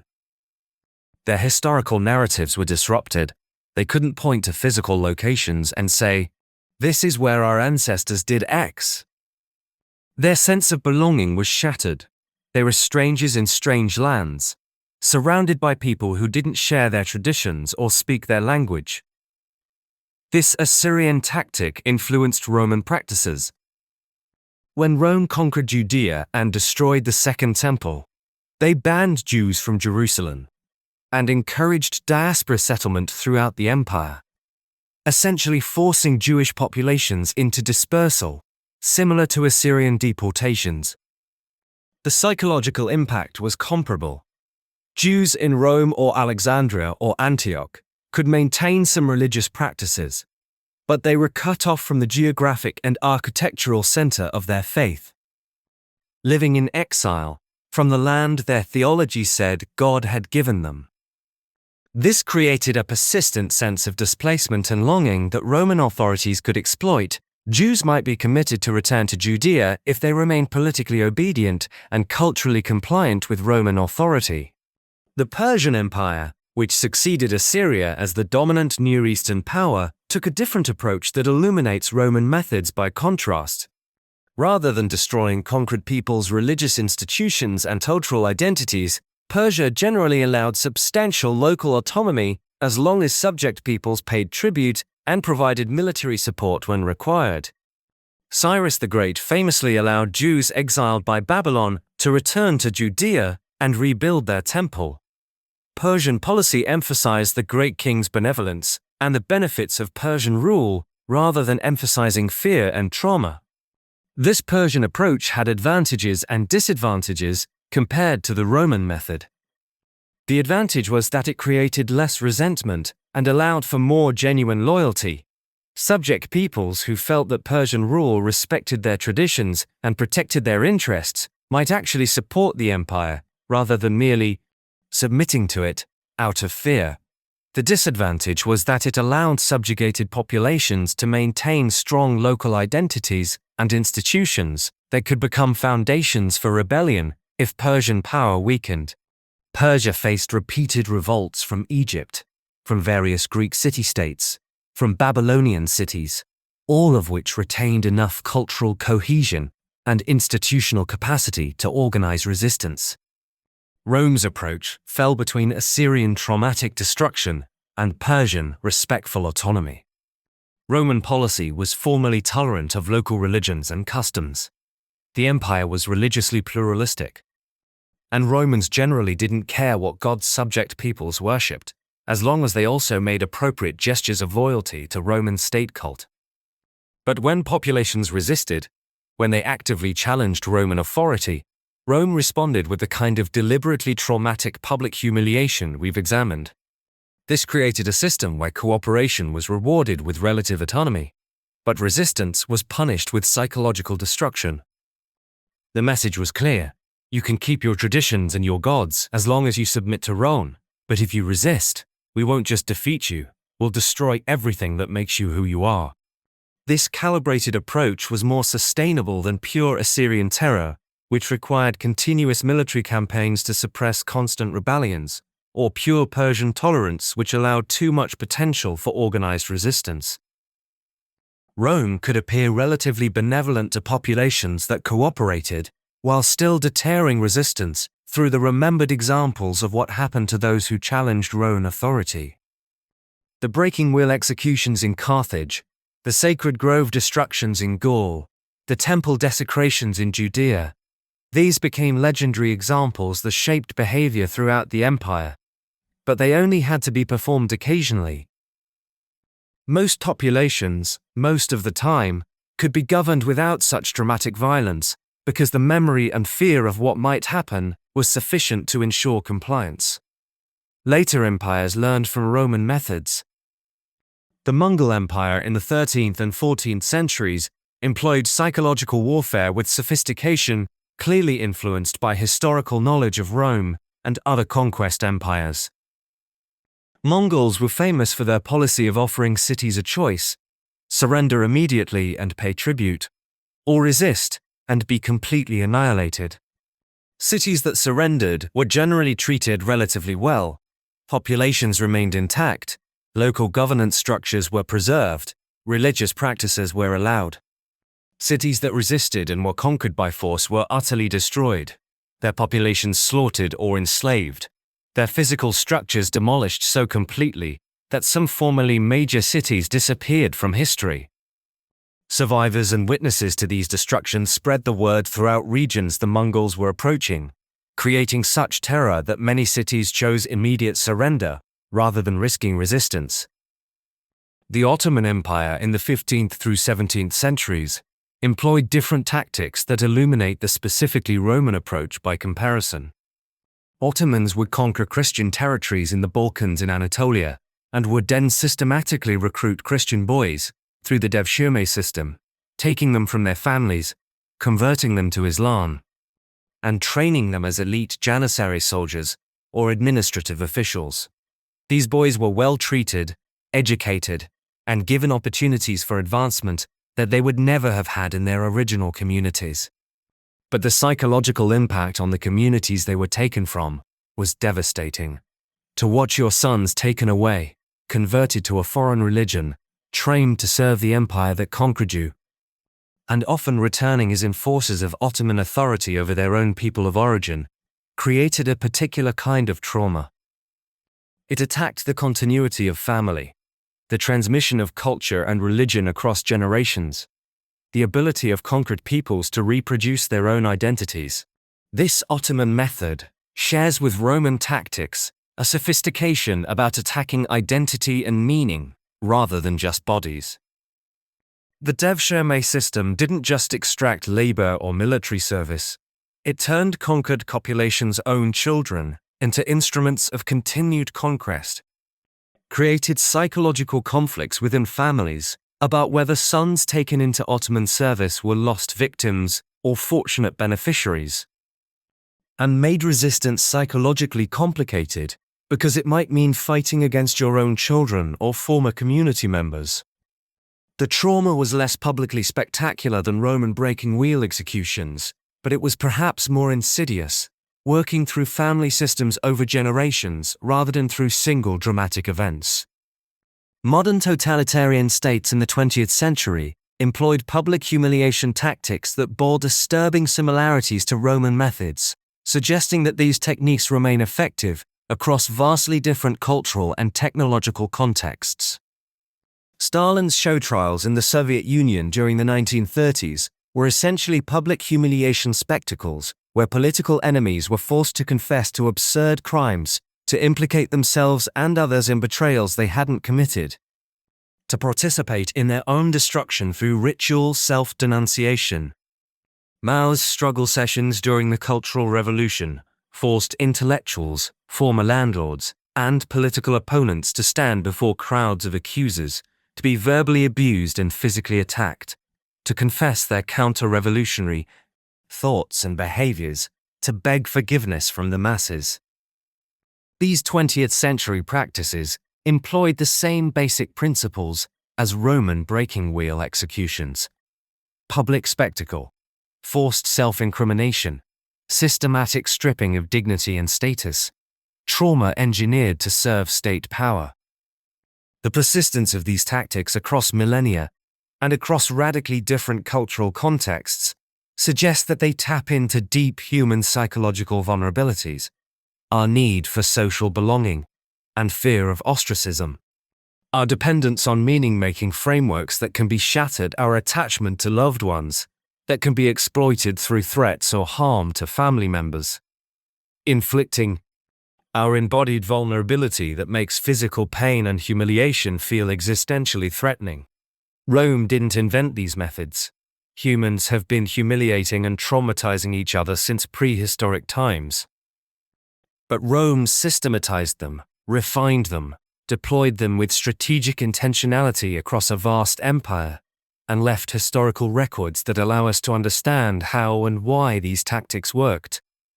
This brings us to disturbing but necessary questions about the ethics of remembering and analyzing these Roman practices. Is there danger in describing in detail how public humiliation tactics work? Does explaining the psychological principles behind torture and trauma provide a manual for future tyrants? Or conversely, does understanding these methods help us recognize and resist them when they appear in contemporary forms? Modern human rights frameworks, emerging primarily after World War II in response to the atrocities of totalitarian regimes, explicitly prohibit torture and cruel, inhuman, or degrading treatment. The Universal Declaration of Human Rights, the Geneva Conventions, the Convention Against Torture, all of these international agreements establish that human dignity must be protected regardless of what someone has done, that certain treatments of human beings are intrinsically wrong, regardless of context or justification. Well, it's something that These frameworks represent a moral stance directly opposed to Roman practices, the idea that all humans possess inherent dignity that cannot be legitimately destroyed, that punishment must be proportionate and humane, that the purpose of justice is not humiliation or revenge, but protection of social order and rehabilitation of offenders when possible. Yet despite these legal and ethical frameworks, public humiliation tactics continue to appear in modified forms in contemporary societies. Criminal justice systems in many countries employ sex offender registries, publicly accessible databases that list individuals convicted of certain crimes, along with their addresses and sometimes their photographs. The stated purpose is public safety, allowing communities to know when someone with a history of sexual offenses lives nearby. But these registries function as forms of permanent public humiliation, marking individuals with a scarlet letter that follows them for life, making employment and housing difficult or impossible to obtain, subjecting them to ostracism and sometimes vigilante violence. Research suggests that such registries may actually increase, rather than decrease, recidivism rates by making successful reintegration into society nearly impossible. But they remain politically popular because they satisfy public desire to see offenders permanently marked and humiliated. Social media has created new mechanisms for public humiliation that operate with viral intensity Rome couldn't have imagined, but which employ the same psychological principles. A person who makes a mistake, who says something offensive, who behaves badly in a moment, captured on video, can within hours become the subject of global mockery and condemnation. Millions of people they've never met will view the worst moment of their life, will judge them, will send them abuse and threats. Their real name, and often their employer information, will be shared, resulting in job loss and lasting damage to reputation. This cancel culture, or public shaming, serves functions similar to Roman humiliation spectacles. It punishes perceived violations of social norms. It deters others from similar behavior through fear of similar treatment. It provides entertainment and a sense of moral superiority to those participating in the condemnation, and it creates shared community experiences through collective judgment. The psychological impacts on targets of social media shaming campaigns can be severe: depression, anxiety, PTSD symptoms, suicide in extreme cases. These impacts are not accidental byproducts, but are inherent to how the shaming functions. The point is to make the target suffer, to destroy their reputation so completely that others will fear similar treatment. The scale is different from Rome.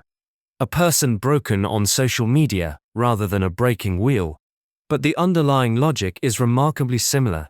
Use public humiliation to enforce social norms and deter transgression through fear and trauma. This raises uncomfortable questions. Is modern public shaming ethically different from Roman breaking wheel executions? We would instinctively say yes. No one is being physically tortured, no bones are being broken. People survive social media shaming even if damaged. But if we take seriously the psychological research showing that reputational destruction and social ostracism can cause lasting trauma comparable to physical violence, if we recognize that suicide resulting from public shaming is functionally similar to Hamilcar choosing death over continued life in shame, then perhaps the ethical distinction is less clear than we'd like to believe.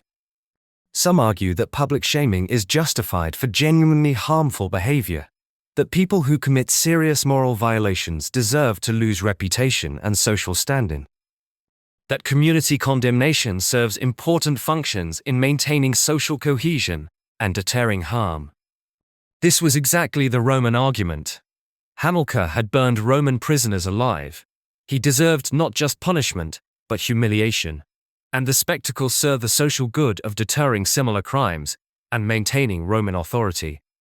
The structure of the argument is identical, only our assessment of what constitutes Romans' bomb.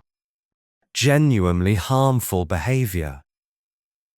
And what constitutes appropriate punishment changes.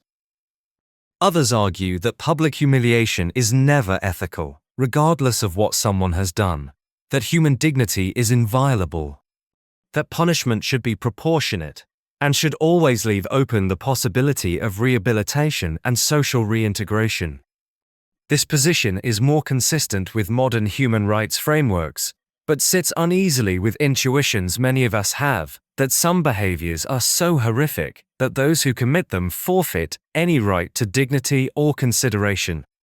Perhaps the most honest position is to acknowledge that humans have persistent instincts toward public humiliation of transgressors. that these instincts served evolutionary functions in small-scale societies, where reputation and social ostracism were crucial mechanisms for maintaining cooperation, but that these instincts often misfire in large-scale modern societies, where they can be weaponized for political control, or can destroy people disproportionately to their actual transgressions. Understanding the Roman practices in detail helps us recognize these patterns when they appear in contemporary forms, helps us see the continuities between ancient breaking wheels and modern cancellation campaigns, helps us think more carefully about whether we want to replicate Roman methods or develop genuinely different approaches to justice and social order. There are also disturbing questions about the consumption of this content itself. You've been watching or listening to extremely graphic descriptions of torture, humiliation, and psychological trauma for over an hour now. What does it mean that this content is engaging? But channels like this one can build audiences by describing in detail how humans have brutalized each other throughout history. Are we learning important lessons about power and human nature? Or are we participating in a modern form of spectacle that isn't fundamentally different from Romans gathering to watch breaking wheel executions? I don't have definitive answers to these questions, but I think they're worth holding in mind as we engage with this material. The purpose of this video is not to glorify Roman cruelty or to provide a manual for aspiring tyrants. The purpose is to understand how psychological conquest works, to recognize the mechanisms by which power maintains itself through trauma and humiliation, and to use that understanding to think critically about whether and when similar mechanisms appear in our own societies. History that's too sanitized, that doesn't engage in the full reality of human cruelty, fails to teach the lessons we most need to learn. But we should engage with this material thoughtfully, recognizing that there's an ethical weight to remembering and describing these events, that we have responsibilities both to the historical victims and to contemporary audiences. Let me bring us back to where we started. Hamilcar, on the wheel, forced to pray to a god who wouldn't answer, while his son watched and his world collapsed around him. That image should haunt us, not because it's uniquely horrific. Human history is full of comparable or worse atrocities, but because it illuminates something fundamental about how power operates, how conquest works, not just through force, but through psychological destruction of the capacity to resist. Rome conquered the Mediterranean, not just by defeating armies, but by breaking peoples, by systematically destroying the religious, cultural, and psychological frameworks that gave conquered populations identity and meaning.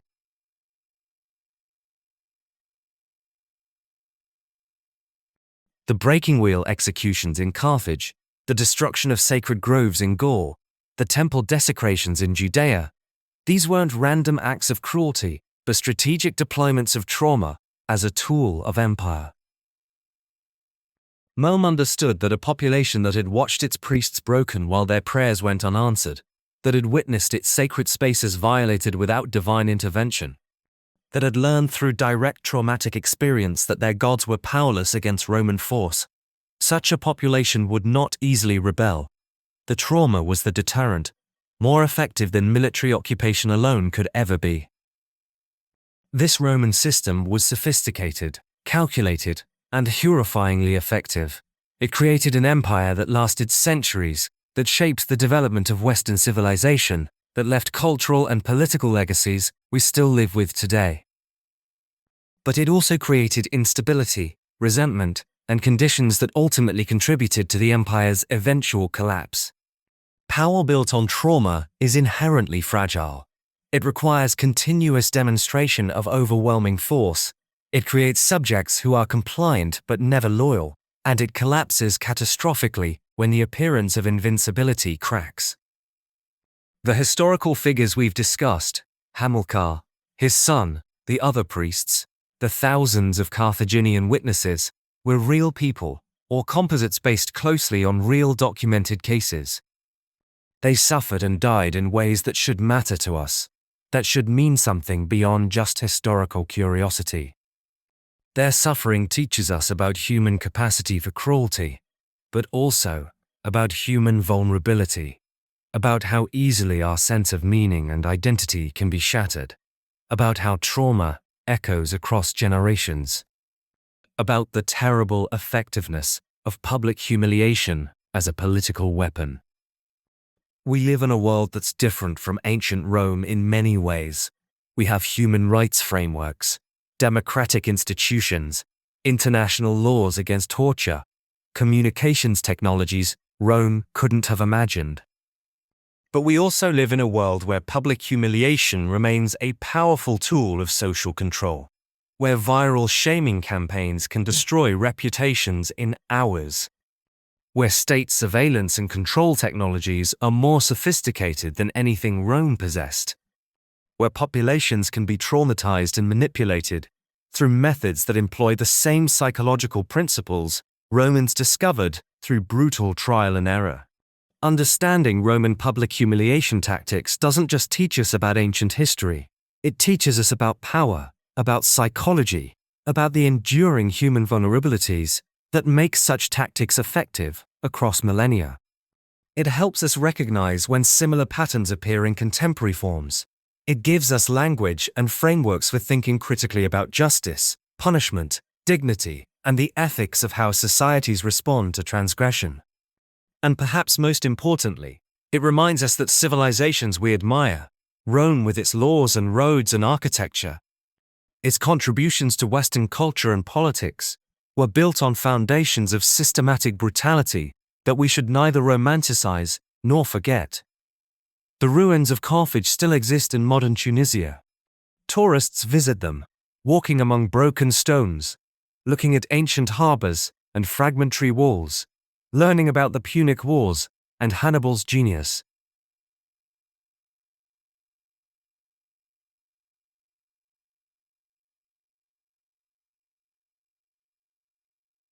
But they don't often think about the forum where Hamilcar died on the breaking wheel, where his son was forced to watch, where 3,000 Carthaginians learned that their gods were powerless.